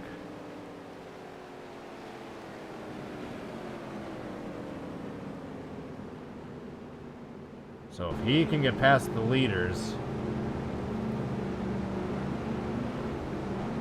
and another caution comes out, then he'll be back on the tail end of the lead lap. We got the 41 pitting. We got the 23 pitting. Yeah, we got various cars with issues on pit road. We're getting the 1 to go this time by.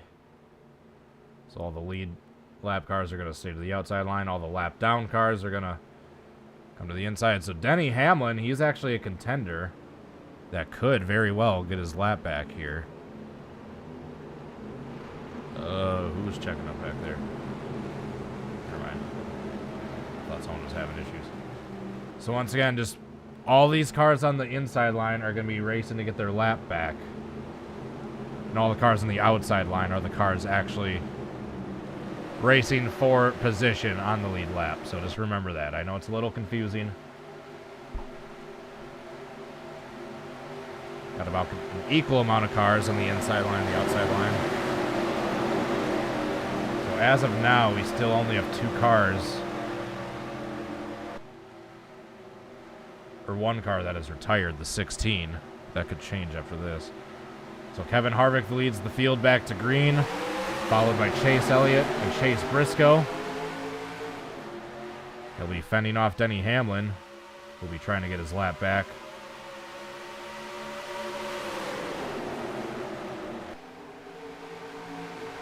Chase needs to get by that 11 as quick as possible. They are 5 wide back here. That's going to be a caution. Oh!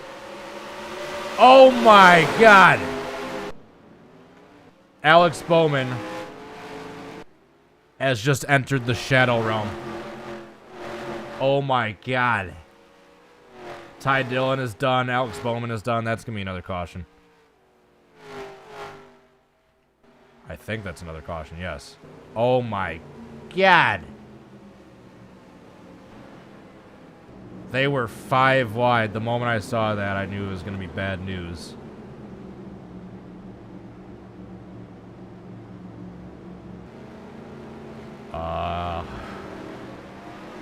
Well, they say cautions breed cautions. Let's go back and take a look. Yes, they were 5 wide.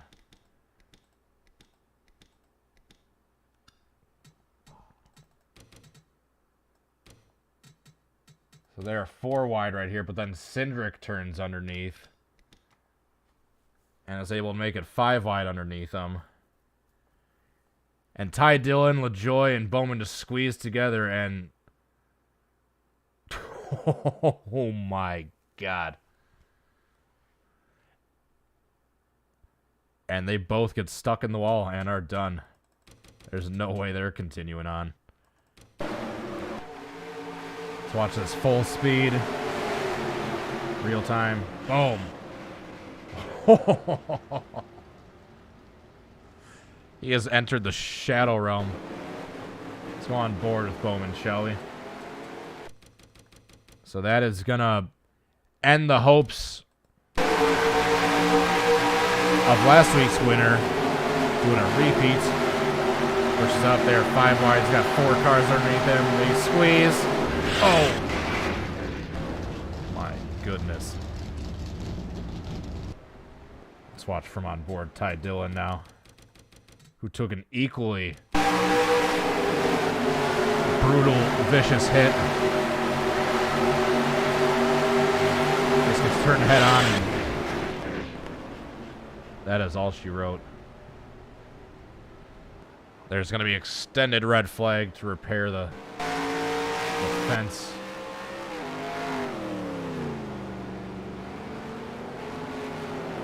Alright, so what the hell is going on now?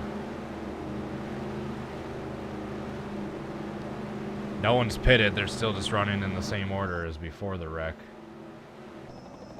So that is obviously going to take the 48, as well as the, who else was in that? The 42, yeah. The 7 might have some damage in that as well. So that's our 3rd DNF of the day, Alex Bowman. With that, we have 15 cars left on the lead lap. Ryan Blaney being the last one.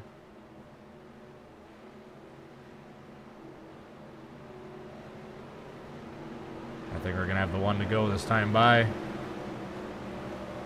119 laps to go this time by. You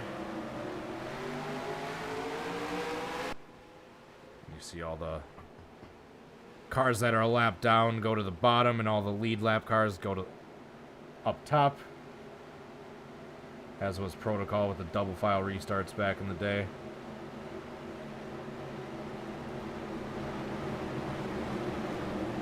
Yeah, if anyone just came back, you picked a great time. We just had a massacre with Alex Bowman and Ty Dillon. They all squeezed together. Corey LaJoie got a piece of it, and they just squeezed to the outside wall, and It was carnage from there. So I can see he entered the shadow realm. Alright, we're about to go green with 118 laps to go. Starting to enter the closing laps of this race. Nearly 2/3 of the way complete.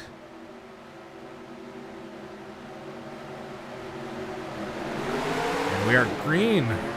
Kevin Harvick leads him back under green, and Ricky Stenhouse fighting to get one of his laps back. He is 3 laps down.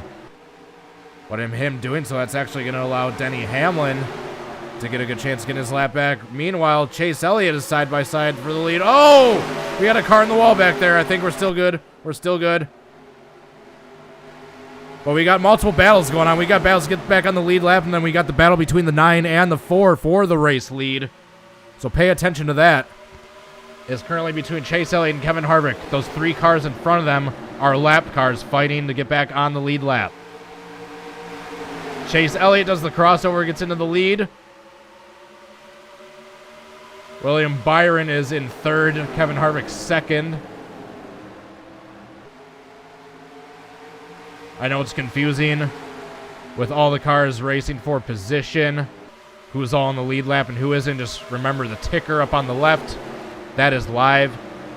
Those cars that are on the ticker right now are the ones on the lead lap. Anyone that you see up front right now that is not on that ticker, just assume they're at least a lap down.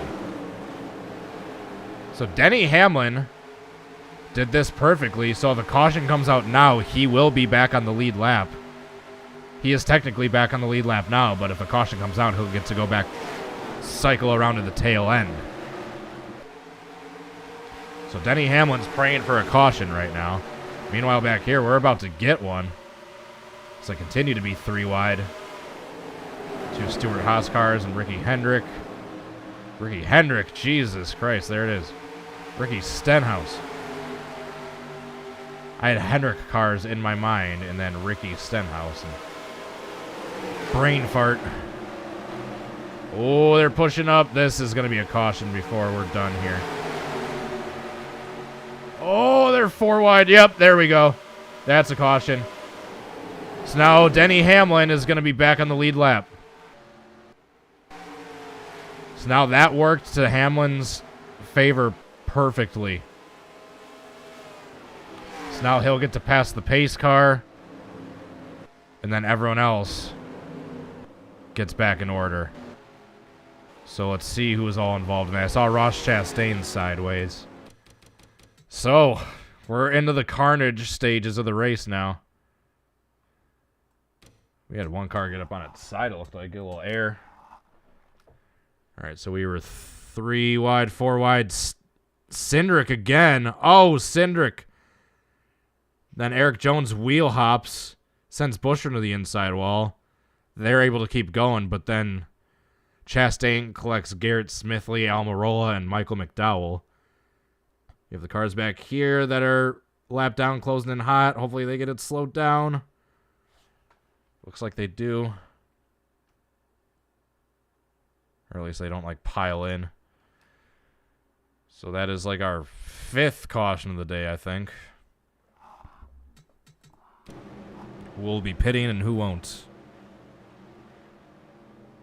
So Denny Hamlin. That double file restart strategy worked perfectly. Was able to get back on the lead lap. We got cars that did pit, but some that didn't. Yeah, these guys are all staying out still. So Hamlin is on the lead lap. Kyle Larson is the 3rd car a lap down. So on this restart, if he can get a good restart, he might have a chance to get on the lead lap if he can just get past those couple cars a lap down that are in front of him, that are Kurt Busch and Daniel Suarez.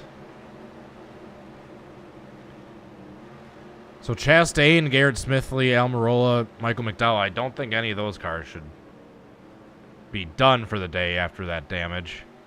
I think all of them were already a lap down. Austin Cindric is the last car on the lead lap. You have 15 cars on the lead lap still.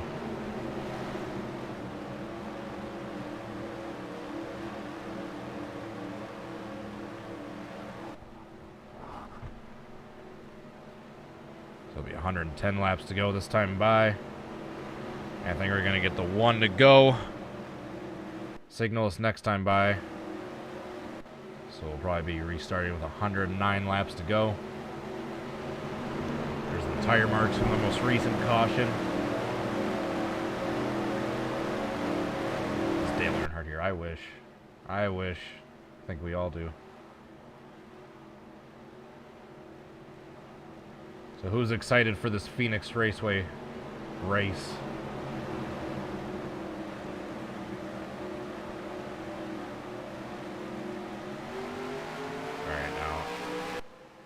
As is custom, all the lap down cars go to the inside line.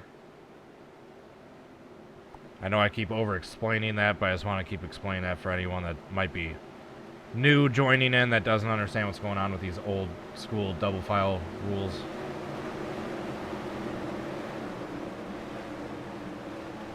Alright, so once again, Kevin Harvick will be leading them back to green, followed by Chase Elliott and William Byron. Cole Custer is... How many laps down is he? Where's Cole Custer? Oh, he's 6 laps down. There we go, yeah. So Kurt Busch is still just a single lap down, as is Daniel Suarez and Kyle Larson. So those are going to be cars that are going to be racing to get back on the lead lap. Meanwhile, all those cars on the outside are going to be racing for the lead. Into the Geico restart zone. Green flag. Kevin Harvick leads him back.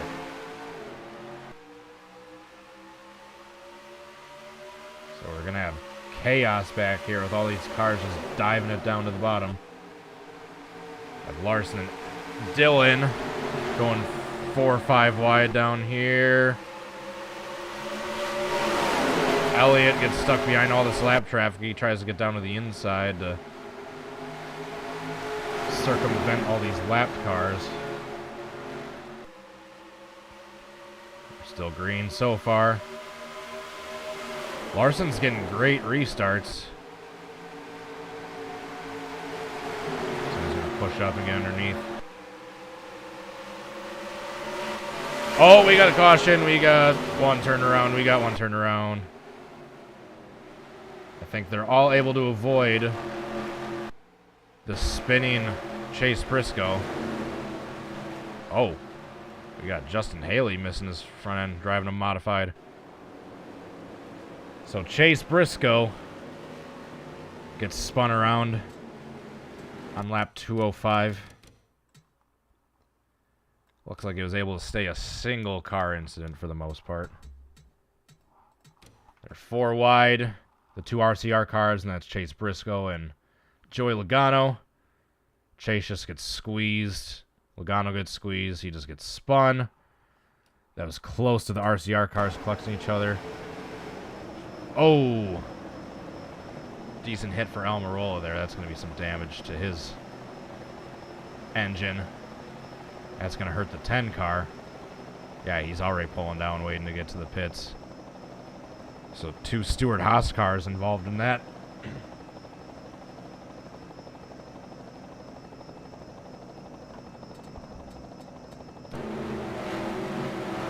I think Almirola's done. Yep, he's out, it looks like. Eric Almirola has retired. That was a car that was on the lead lap. That is now out. So through all this, Kyle Larson was able to be the 2nd lap down car to win the race back to the line. So now he'll be starting on the inside of the 2nd row on this restart. Kurt Busch will be starting on the inside of the front row. Those are the first two cars a lap down. And those will be the cars racing Harvick and company to try to get back on the lead lap in the event another caution comes out.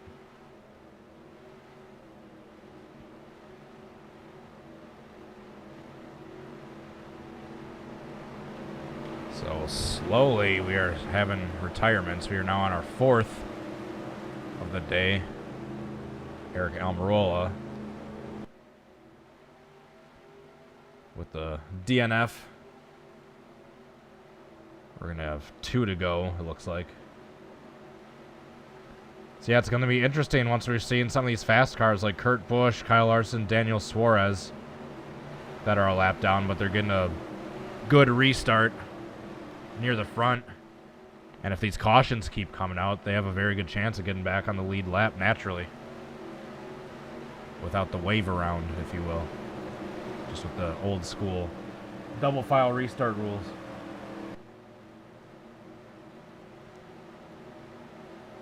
I got some watermelon juice earlier today. I was expecting to be really good. It was not that good. It was that Simply watermelon. I was expecting like, if it just tastes like watermelon juice, that's going to be great. But, I don't know, kind of has a weird smell to it. It just seems like something that just shouldn't necessarily be like just juice. Watermelon tastes great, but I don't know if it's one of those things that should just be watermelon juice by itself. Anyway, that's my TED Talk for the day. All right, 1 to go. Lapped cars go to the inside. The lead lap cars go to the outside. We got William Byron. What's William Byron doing? What is William Byron doing? He is supposed to be in the outside line. Hopefully this doesn't screw things up. Don't wreck yourself before coming to the line. Just stay where you're at. William Byron's supposed to be in the outside line. Tyler Reddick's in 4th. As long as they just stay like this and don't wreck, I'm fine. Don't have some janky thing cause a wreck under caution. Please, just stay side by side. Don't hook yourself. There we go. I think we're good.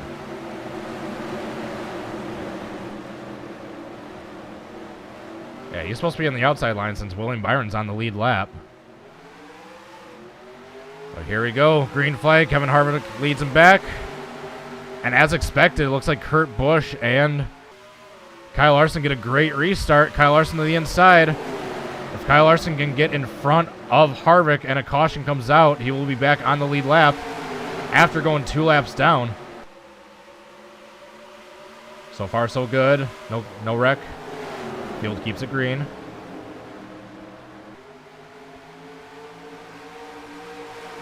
Kyle Larson out in front. What he needs to now hold off is 2 Hendrick teammates that are on the lead lap. And hope for a caution. Let's keep our eyes back there. So far, so good. And Larson's singing, yes, as long as my 2 teammates just keep battling side by side behind me, that's all I need to keep pulling away and have a chance of getting back on the lead lap here. He is technically on the lead lap, but getting a restart and getting to the tail end. Let's take a look back here, where we might have a chance of having a caution.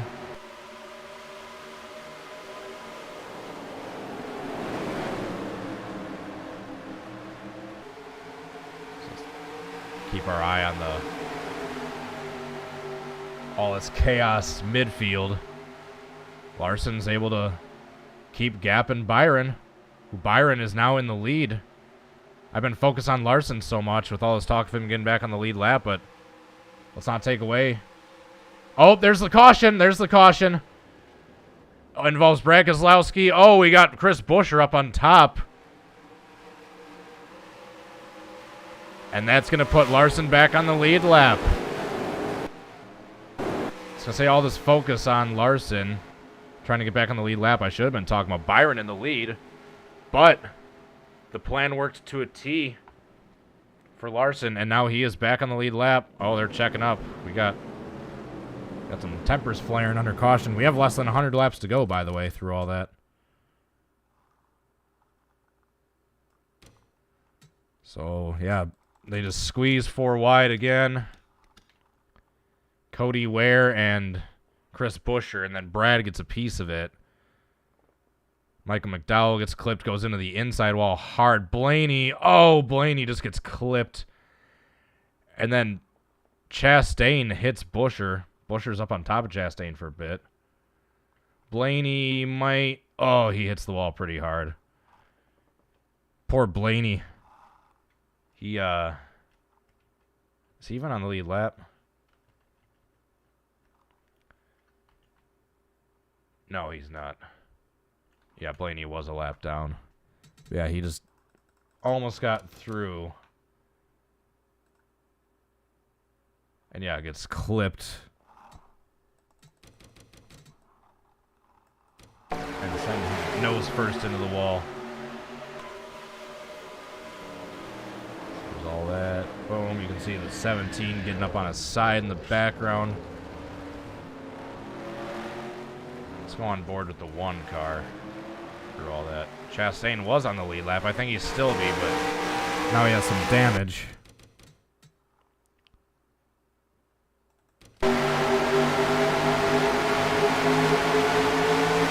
Squeeze. It's up on top of Chastain's hood briefly.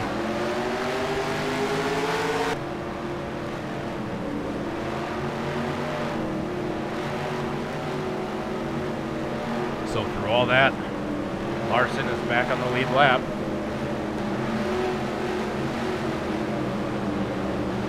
Don't count Young Money out. The reigning champ. There's Blaney coming out of the pits from getting his damage repaired. And through all this chaos, Larson's teammates, William Byron and Chase Elliott, are the 2 leaders of this race. By the way, mods, thank you. I have no idea what the hell is going on, but thank you for keeping control of the chat. I appreciate it. So I think we're going to get the 1 to go this time by. So Larson, who was 2 laps down at one point, has now gotten back on the lead lap. Naturally, just by racing his way back each time. Is now in 14th place. Let's keep an eye on Young Money through these restarts. Do we have any retirees after that? The 34 is out. The 34 sustained terminal damage in that last wreck. The 34, Michael McDowell, is out of this race. He is our 5th DNF of the day. Got 14 cars left on the lead lap. We're going to have 95 laps to go on this restart.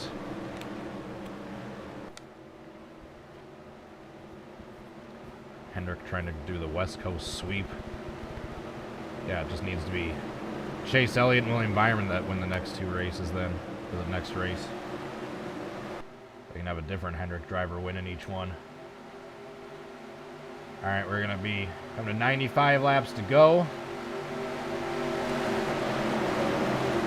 William Byron leads the field back to green. Chase Elliott 2nd. Kevin Harvick 3rd. Christopher Bell 4th. Denny Hamlin, who was a lap down a few restarts ago, has worked his way up to 5th. And keep your eye on Young Money back in 14th, who was 2 laps down, but has raced his way back onto the lead lap. Keep your eye on the 5 back in the rear of the field. And see how many positions he can gain. He's already to the bottom. Kyle Busch is trying to get a lap back. He's a lap down trying to get a lap back, as is his brother Kurt. The Busch brothers trying to race Byron to get a lap back. Oh, he almost hooked Kurt. But they're able to hold their own against Byron. For the time being, Kurt's got a chance of getting back on the lead lap if a caution comes out through all these chaotic restarts. Which, based on the past, there's a good chance of him getting this lap back. Oh, there goes Cole Custer diving it underneath Kyle Busch. Cole Custer's like 6 laps down, so he's not going to get back on the lead lap anytime soon. Kurt Busch holding his own against Byron. Kurt Busch is just praying for a caution now. Oh, he got one. He got one. There's a car sideways in the background, I think. Is the caution out? Last I checked... No, they're still green. What the hell? There was a car that was straight up sideways. Oh, Kurt Busch has got to be thinking, what the heck? Like, I was in front of the leader. They wrecked. Where's the yellow? But for now, he's able to start pulling away from Byron. So it's Byron and Bell as the actual battle for the lead back there between the 24 and the 20. Meanwhile, Young Money's worked his way up to 9th. Let's go on board with Kyle Larson as he continues to work his way through the field. Here he comes up on Denny Hamlin for 7th. Man, his car just rotates through the corner better.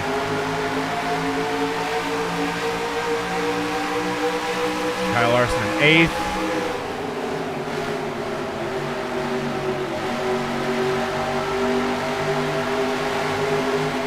So Kurt and Kyle will get their lap back if the caution comes out now. Because both of them are ahead of Byron. Meanwhile, Chris Bell just took the lead. Christopher Bell. All his focus on what's going on in the rear of the field. Christopher Bell just took the lead over Byron. So this car is the leader right now.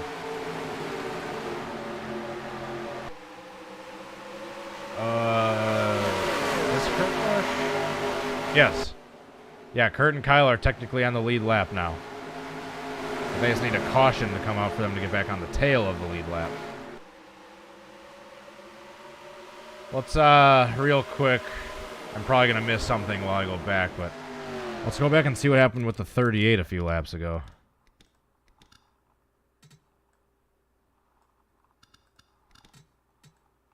Who got wrecked on the front stretch on one of these? Where was that? Is that like at the very start back here?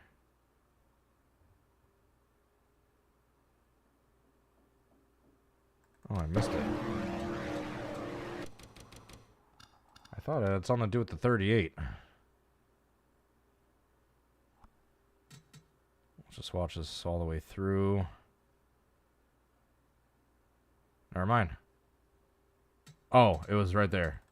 It was the 14. Or the 15, excuse me.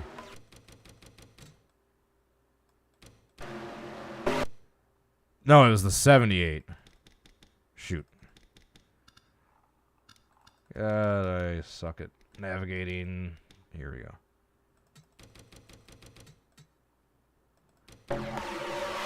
It was Cindric again. Yeah, this is what almost caused the caution. That was it.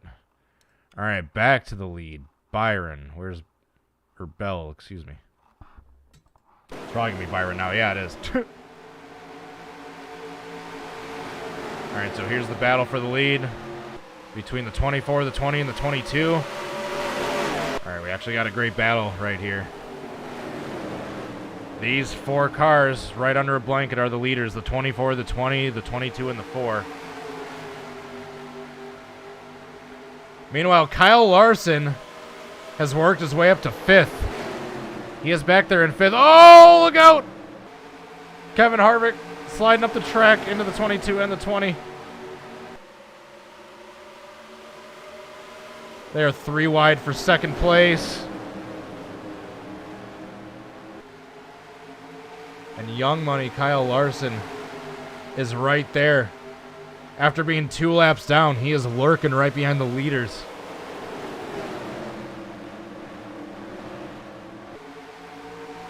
So if a caution were to come out now, Kurt Busch and Kyle Busch are still on the lead lap. If it stays green, they're going to have to pit probably one more time. Might be more than that because they haven't pitted in a while. There goes Kyle Larson diving it down underneath. Here's going to be the battle for 4th. Here's Kyle Larson. And Christopher Bell. Kyle has officially caught the leaders.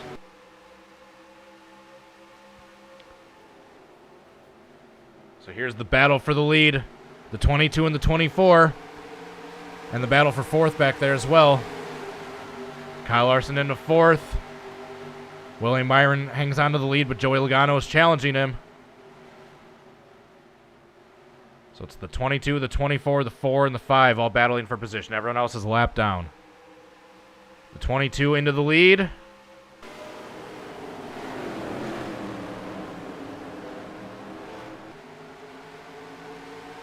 And we have 80 laps to go this time by. Joey Logano into the lead.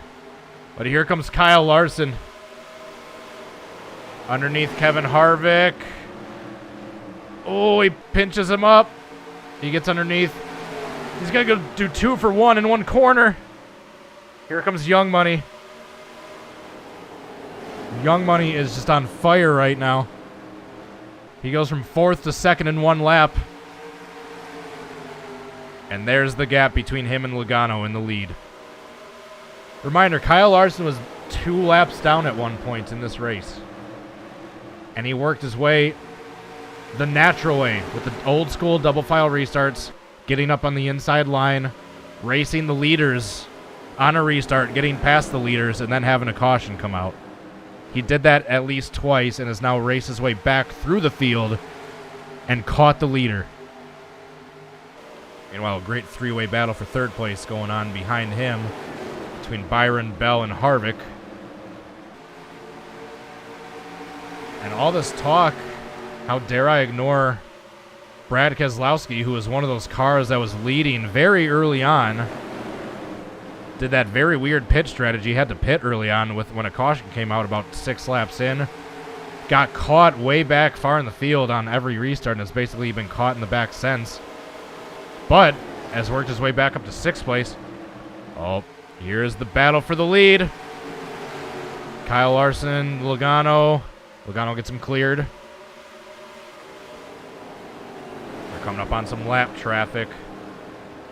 Larson pushes up. Christopher Bell goes underneath him.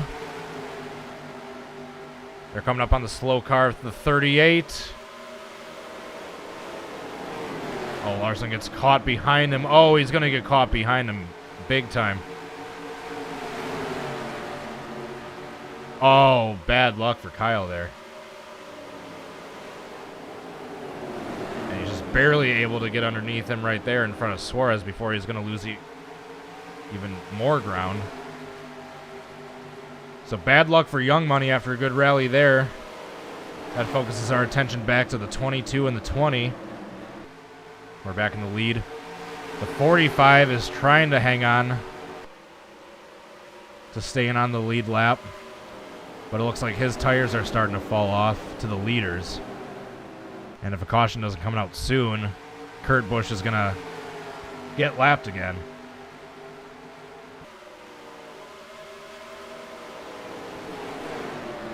There's a challenge for the lead. Christopher Bell looks like he gives the bumper to Logano just ever so slightly. Let's take a look at the battle from the blimp. Christopher Bell and Logano side by side for the lead. Harvick in 3rd, Byron in 4th. Brad Keselowski in 5th. Larson, who was up in the lead, or was up in 2nd at one point, fell back to 6th after getting trapped by a lapped car. You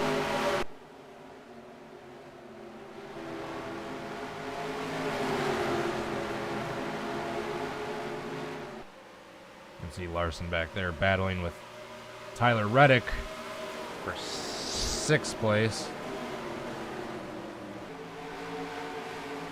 Denny Hamlin getting involved in that battle as well. There's a lap car up here. Oh no, that's not a lap car, that's Kyle Busch. So Kurt Busch needs a caution to come out one of these next couple laps, otherwise he's going to go a lap down to these leaders again. Or it's going to happen this time, actually. Christopher Bell looks underneath him. And clears him, no problem. Kurt Busch is now a lap down. And Christopher Bell has the lapped car in between him and 2nd on back.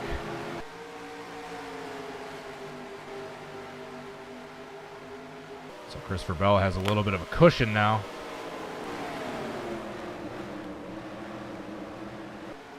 Side by side for third. Harvick, Byron. Byron clears him. Takes the position over. Now Logano's trapped behind Kurt Busch. And that's allowing Christopher Bell to pull away. Logano just needs to get his nose underneath the 45. He's not able to do so. And that's allowing the 40 or the 20 to start pulling away.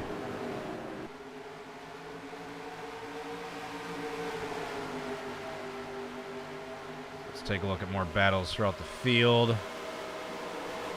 Larson has dropped back to 8th after initially getting caught by that lapped car. 7th place is Denny Hamlin, but he's being challenged by Larson. 6th place is Tyler Reddick. 5th place is William Byron, or not William Byron, excuse me, Brad Keselowski. 4th place is William Byron. 3rd place is Kevin Harvick. 3rd is Kevin Harvick, excuse me. 2nd is Joey Logano, and 1st is Christopher Bell. We have 15 cars on the lead lap. Kyle Busch being the last one. You got to restart in front of the leaders on this last restart, as I've been able to pull away from them ever since. Kurt Busch was on the lead lap briefly during that last restart, but now he's fallen off and getting passed by the leaders. Kyle Larson has moved back up to 7th after dropping back to 8th. We will have to pit at least once more if we stay green. That is a big if. So here's our top 4. There's no lap cars in between them, separating them. No confusion now.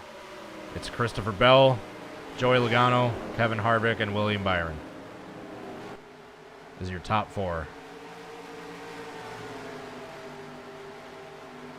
Let's go back and look at this battle for 7th going on right now between Larson and Hamlin.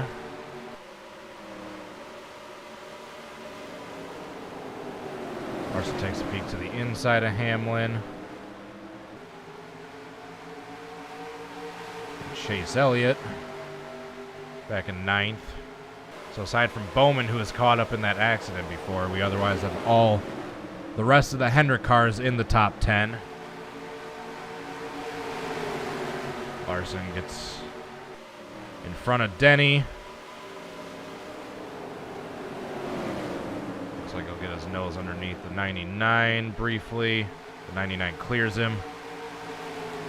Here's a good 3-way battle for 7th right now between Denny, Larson, and Chase. Meanwhile, back up front, here's a battle for the top 5. See, there's still nothing going on up front at the moment. So we'll take a look at this battle between Reddick and Keselowski for the top 5 spot.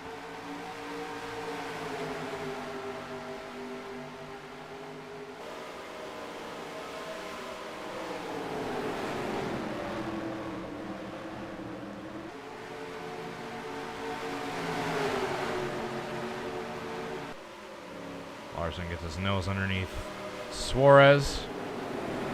It's going to allow him to close back into Reddick and Keselowski. So Kyle Larson, who was extremely fast before, has fallen off just a bit. Here's a look back up front at our top 5. We got 80 laps to go. Actually, 70. No. 60. Yeah, 60 laps to go this time by. Or that time by. I can't count.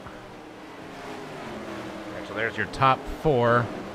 Brad Keselowski is 5th, and then here's a battle for 6th going on.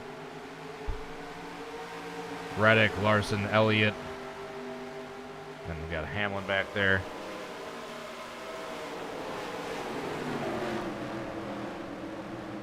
Larson and Elliott side by side. These two teammates can't seem to escape one another.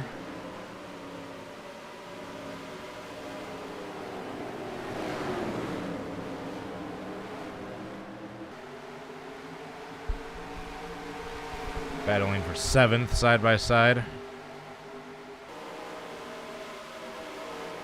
Back up front, let's check to see if anything's changed with our top 4. Nothing has yet. We're approaching a lapped car, Todd Gilliland and many others that we're approaching.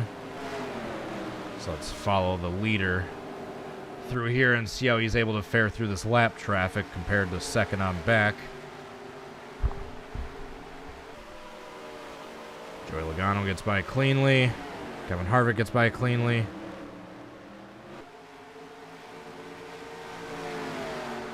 Now here comes more. Justin Haley, Garrett Smithley, and more. These cars are already at least one lap down or more.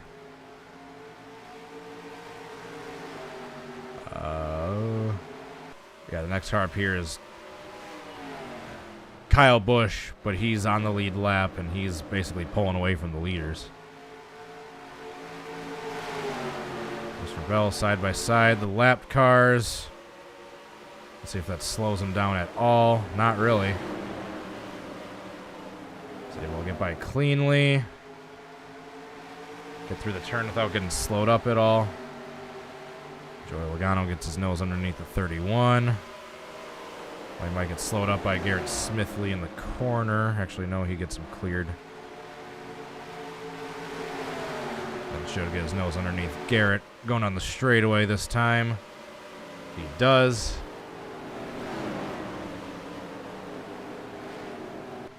So now it's just a battle of your top 4 navigating through lap traffic.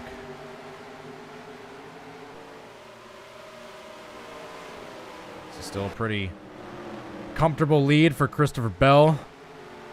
2nd through 4th are pretty close to one another. Logano, Harvick, and Byron. And then back here's the battle from 5th on back.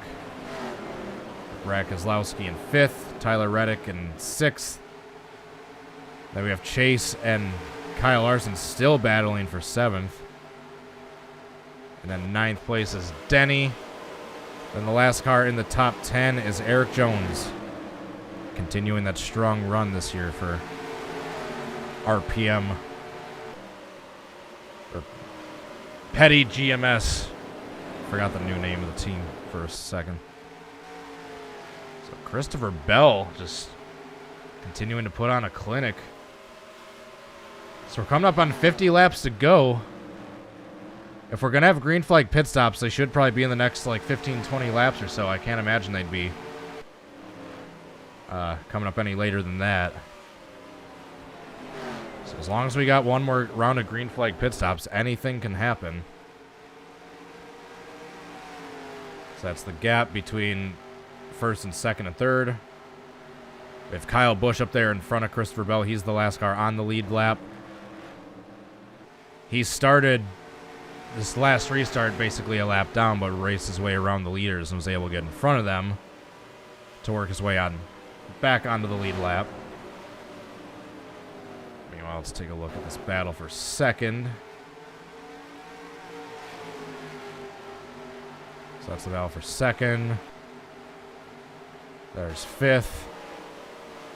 And then here's the battle for 6th and 7th between Reddick and Kyle Larson and Chase Elliott. Chase Elliott and Kyle Larson still changing positions.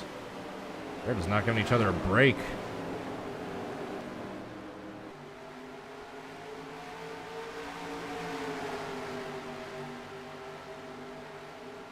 So we got less than 50 laps to go now. Can't imagine we're too far away from green flag pit stops. Larson gets a good run. Gets his nose underneath Reddick. But his tires are probably pretty gone at this point. Still able to keep his nose underneath him. Oh, but they're going to be 3 wide. 3 wide for 6th place.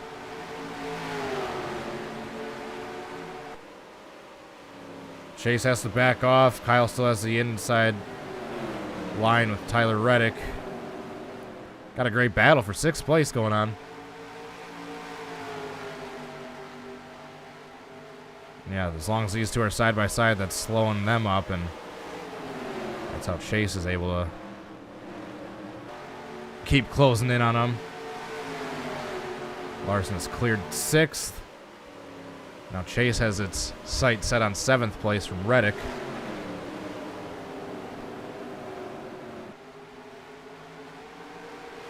And he gets him clear. So the Hendrick cars having a strong run. With the exception of Bowman, you have the 3 other Hendrick cars running in the top 7 right now. Back to 5th, still Brad Keselowski. 4th is still Byron. 2nd and 3rd is still Harvick and Logano. And your leader, Christopher Bell. We have less than 45 laps to go. So we're approaching more lap traffic that Kyle Busch has already gotten by. Don't rule out Kyle Busch, by the way. If there's a caution and he can get a restart with some fresh tires, I mean, he's like pulling away from the leaders after restarting. Oh, I think we might. I thought we were going to have pit stops in a sec. I thought I heard cars checking up, but not quite.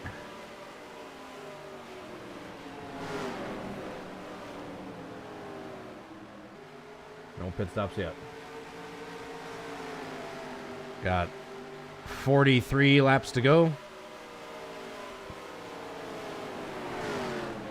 Christopher Bell now catches more lap traffic. Cody Ware and Corey LaJoie. Neither of which are at risk of going off the lead lap. They're already laps down, both of them.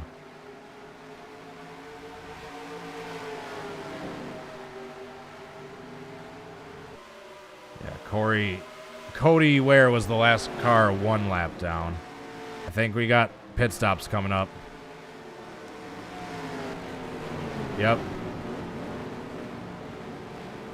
So Kyle Busch just pitted. That's actually going to be good for Kyle Busch and William Byron. All these cars that are pitting early, that's probably going to be good for all these cars that are short pitting. Denny Hamlin, Truex. So yeah, let's pay attention to all these cars that short pitted, that were like the first to pit. Not necessarily short pitting, but. So Kyle Busch, that's going to help him gain some ground. Denny Hamlin is going to have gained some ground. So here's William Byron. He was in 4th at the time. Let's see where these other lead lap cars are. Harvick has circled into the lead. Let's see where Christopher Bell ends up. That's the big question. Christopher Bell, who was in the lead, who waited like 2 or 3 laps before other cars started pitting. Wherever he cycles out is going to be the big question.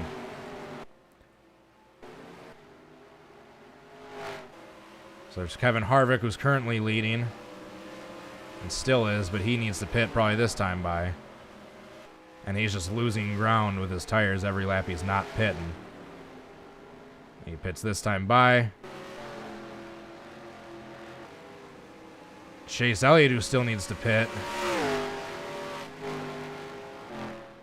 Yeah, Chase Elliott now still needs to pit. So does Brad Keselowski and Austin Cindric. So it's going to be wherever Christopher Bell comes out, because he's going to cycle out. All right, so that's going to be the lead right there, I believe. Is going to be Christopher Bell and Joey Logano. That's going to be the gap for the lead right here. Once we cycle out. Byron, who I thought was going to have a decent stop there, didn't. Looks like Larson's probably going to cycle out to the top 5 once everything's said and done with the pit stops.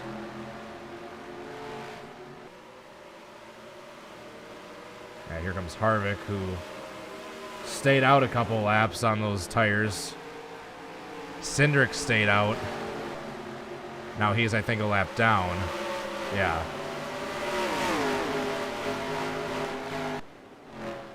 So Chase and Harvick have pitted this time, so now it's going to cycle the lead battle back to the 20 and the 22. Because Elliott is in the pits this time. So that's going to cycle the lead back here between the 22 and the 2. Either way, we'd be looking at a first-time winner this year with the exception of Logano, who won the Clash. The first-time winner of the regular season.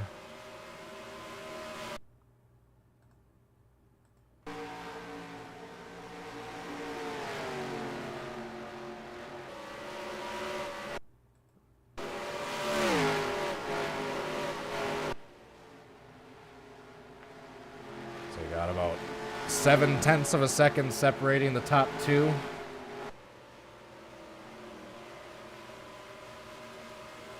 $35 laps to go that time by.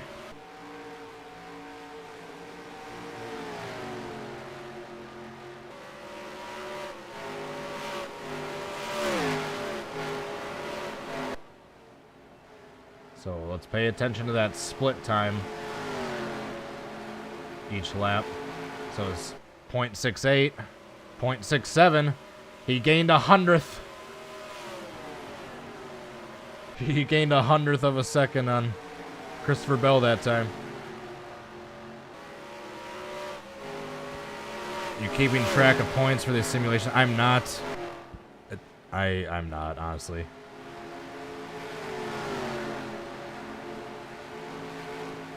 Alright, so what's the gap that time? Oh, he lost 2 100ths.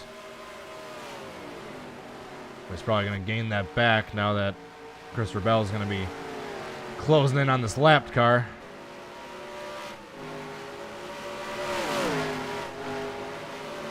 Once he's side by side with the lap car, that's going to allow Logano to catch up, excuse me, close in. That's what I meant to say. 0.65. BJ McLeod, who is already... He was the last car 1 lap down, goes another lap down.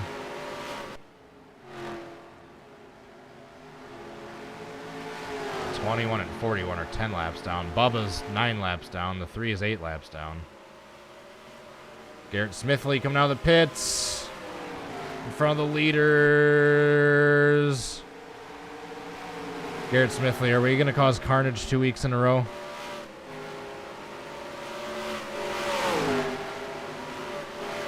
Now Logano's trapped behind the 78. That's allowing Christopher Bell to pull away. 30 laps to go, that time by.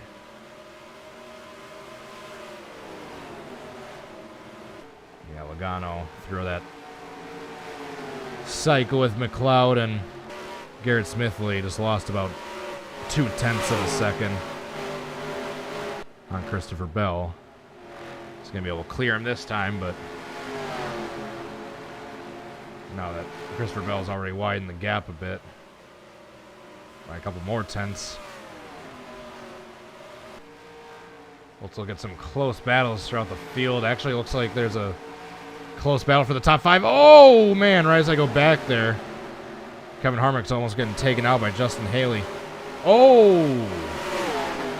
Justin Haley's the weapon right now. So right here's a battle for the top 5, side by side for 5th between Reddick and Harvick.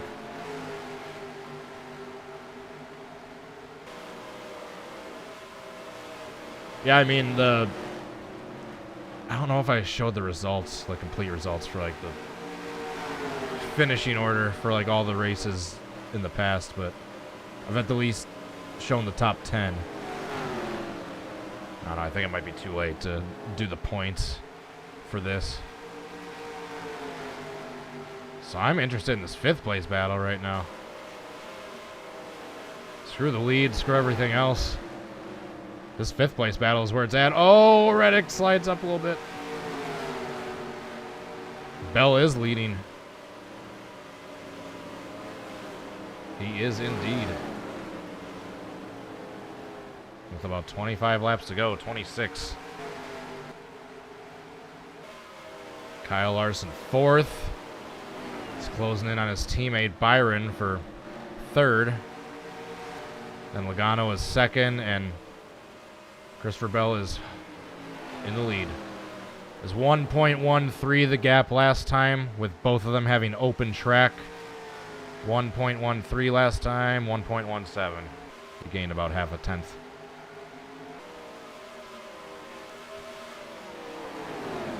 This little cluster right here is probably going to allow Larson to close in a little bit on Byron.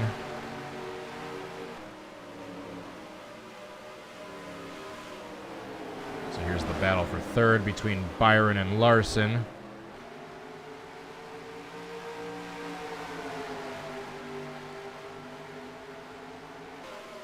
Yep, Larson's closing in on him. Then behind them, you still have side-by-side for 5th. And then that's allowing Denny Hamlin to close in for the battle for the top 5.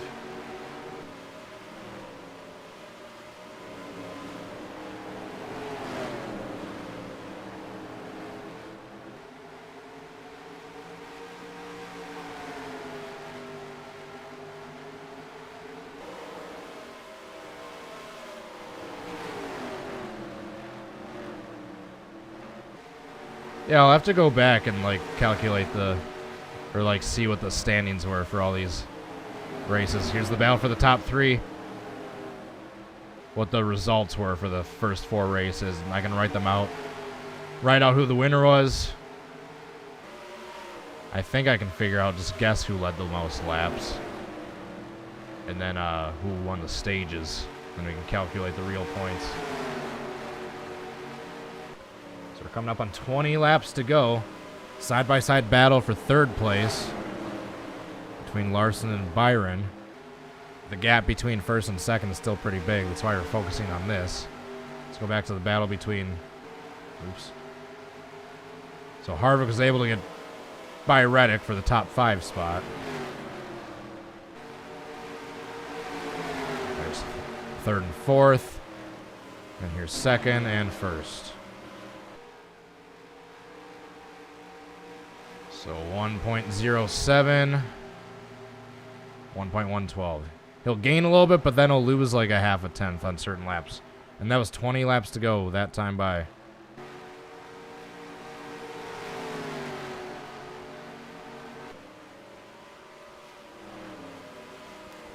Christopher Bell coming up on Ross Chastain, who's a lap down and damaged. There's only 1 lap down, actually, despite what his car looks like. He is the last car 1 lap down.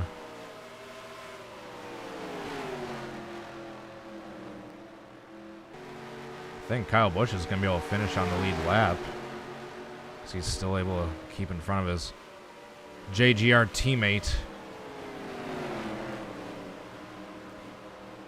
All right, Christopher Bell and Chastain side by side. That's going to allow Logano to close in ever so slightly. Yep, he gained 1/10 that lap, but now Logano has to get past Chastain.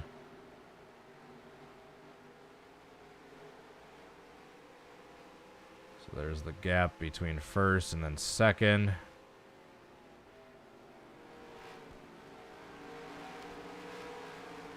So never rule out a late caution. We've seen wacky things in these NR simulations before. We have 13 cars left on the lead lap. Kyle Busch is the last one, who's shortly ahead of Christopher Bell, but he's not really at risk of getting caught by him. 16 laps to go this time by. Let's go back and look. There's no battle for 5th. There's no battle for 4th. Yeah, everyone's kind of spread out now. This is the closest battle we got is for 6th between Reddick and Hamlin. Eric Jones is still in the top 5, or top 10, excuse me. And Brad Kozlowski is 11th. So right here between Jones and Kozlowski in the purple car, that's the battle for the top 10. So we got less than 15 laps to go.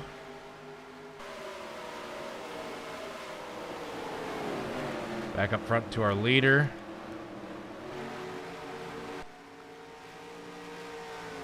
Seabell. 14 laps to go.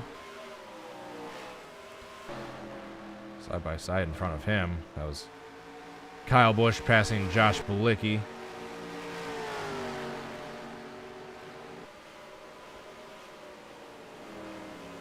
So Logano hasn't really slipped away yet. He's still about 1.1, 1.2 seconds back.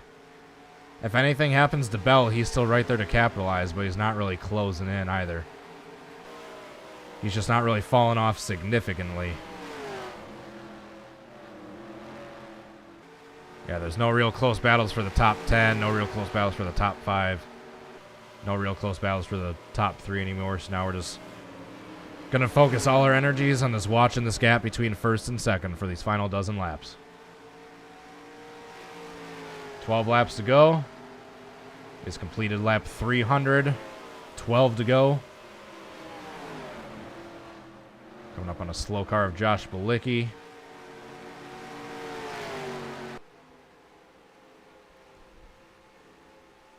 Christopher Bell with just a handful of laps left. Looking for a 2nd career NASCAR Cup Series win. Looking to make it a little over a year after his first one, which happened last year at the Daytona Road Course.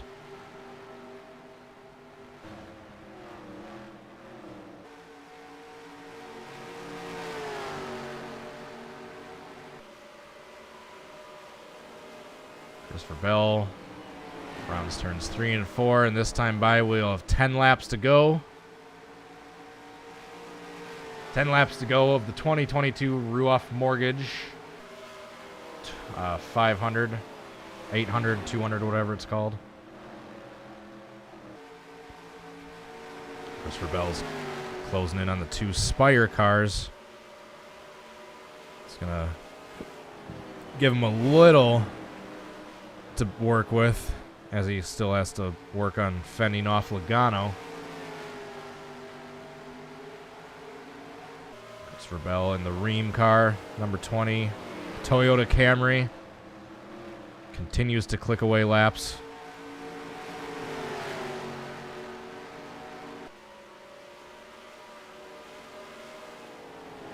Logano's starting to fall off a bit, but right as he's starting to fall off, they're catching lap traffic.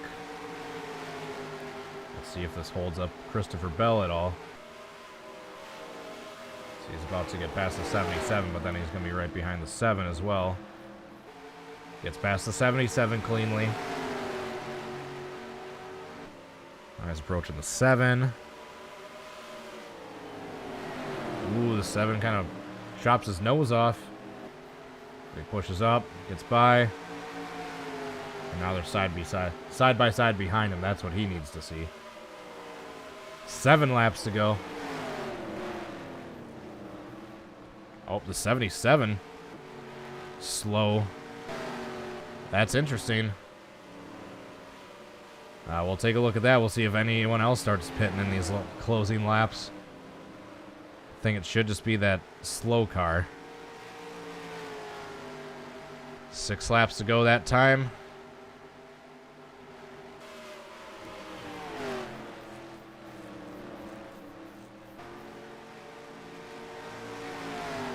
Christopher Bell just needs to hang on for a little more than 5 more laps for him to pick up a 2nd career NASCAR Cup Series win. 2nd place is Joey Logano.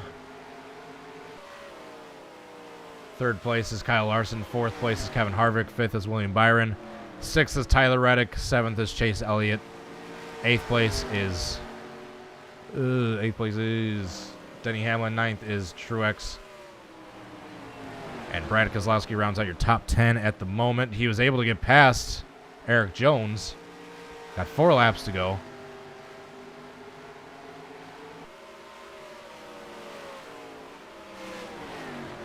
So great run for Joe Gibbs today. They're looking to get the win. They have 3 cars in the top 10, and it looks like their worst finishing car will be only 13th. Christopher Bell rounds turn 4. 3 laps to go this time by. Joey Logano still about 1.3 seconds back, but not close enough to make any sort of move unless something happens with Bell here in these final laps. Down the back straightaway. Rounding the corner. Turn 4, 2 laps to go. Christopher Bell with just a handful of laps left. Joey Logano's caught up by Todd Gilliland in the back. There's no way he's getting caught. Christopher Bell rounds turns 1 and 2 down the backstretch for the penultimate time. Always wanted to use that word. Naturally, that fancy word. Around turns 3 and 4. White flag for Christopher Bell. Final lap for your leader. Into turns 1 and 2 for the final time. Rotates the car around the corner. Down the back straightaway. Joey Logano still lurking back there, but it's not going to be enough. Christopher Bell through turns 3 and 4 for the final time is going to come through the final corner and take the checkered flag and win the 2022 Ruoff Mortgage 500. His second career win. What a run for Christopher Bell. Second place is Joey Logano. Third place is Kyle Larson. Fourth place is Kevin Harvick. Fifth place is William Byron. Sixth place is Tyler Reddick. Seventh, Chase Elliott. Eighth is Denny Hamlin. Ninth is Martin Truex Jr. And closing out the top 10 is Brad Keselowski, who was able to steal it away there from Eric Jones in the closing laps. Great day for Joe Gibbs Racing, who get the win, get 3 cars in the top 10, and their lowest finishing car is 13th place. And on that note, it's a great day for Hendrick as well, aside from the Bowman DNF. The other 3 Hendrick cars are in the top 10. Yeah, what a great race. Christopher Bell is your winner. Let's take a final look at the standings here. So in case we do decide to start doing the points going forward, we have like all the positions, finishing positions documented. Christopher Bell shows some muscle. There's your top 10. Alex Bowman started on the outside of the front row. He ended up DNFing. Rough day for Bowman, who was coming off a win last week. Going to just go to Christopher Bell's car. Christopher Bell Ream. There we go. Go to some burnouts and call us a night. How we doing, folks? Still hanging in there? So that's our 4th different winner of the NR2003 simulation. Who was it?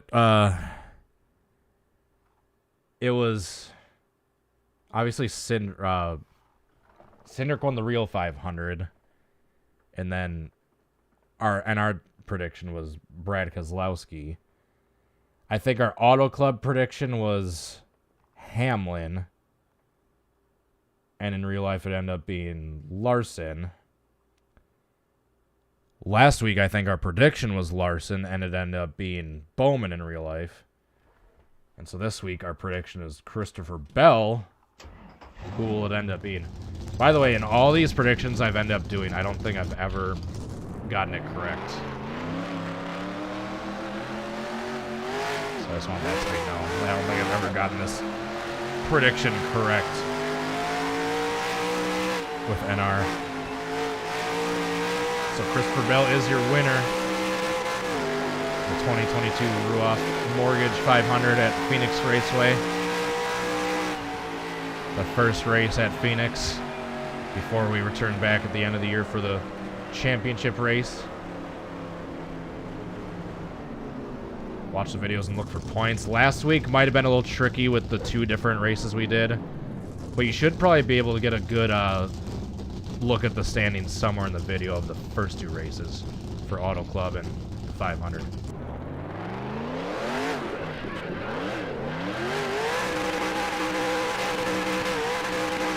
shout out all the Christopher Bell fans out there.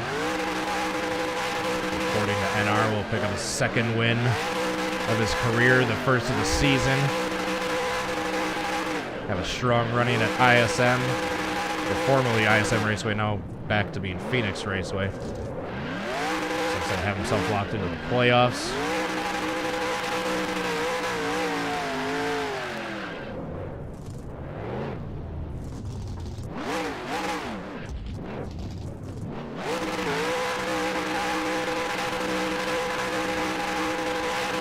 Congrats, Christopher Bell. Congrats, all you Christopher Bell fans. We're going to call it a night here. Thank you so much, everyone, for tuning in.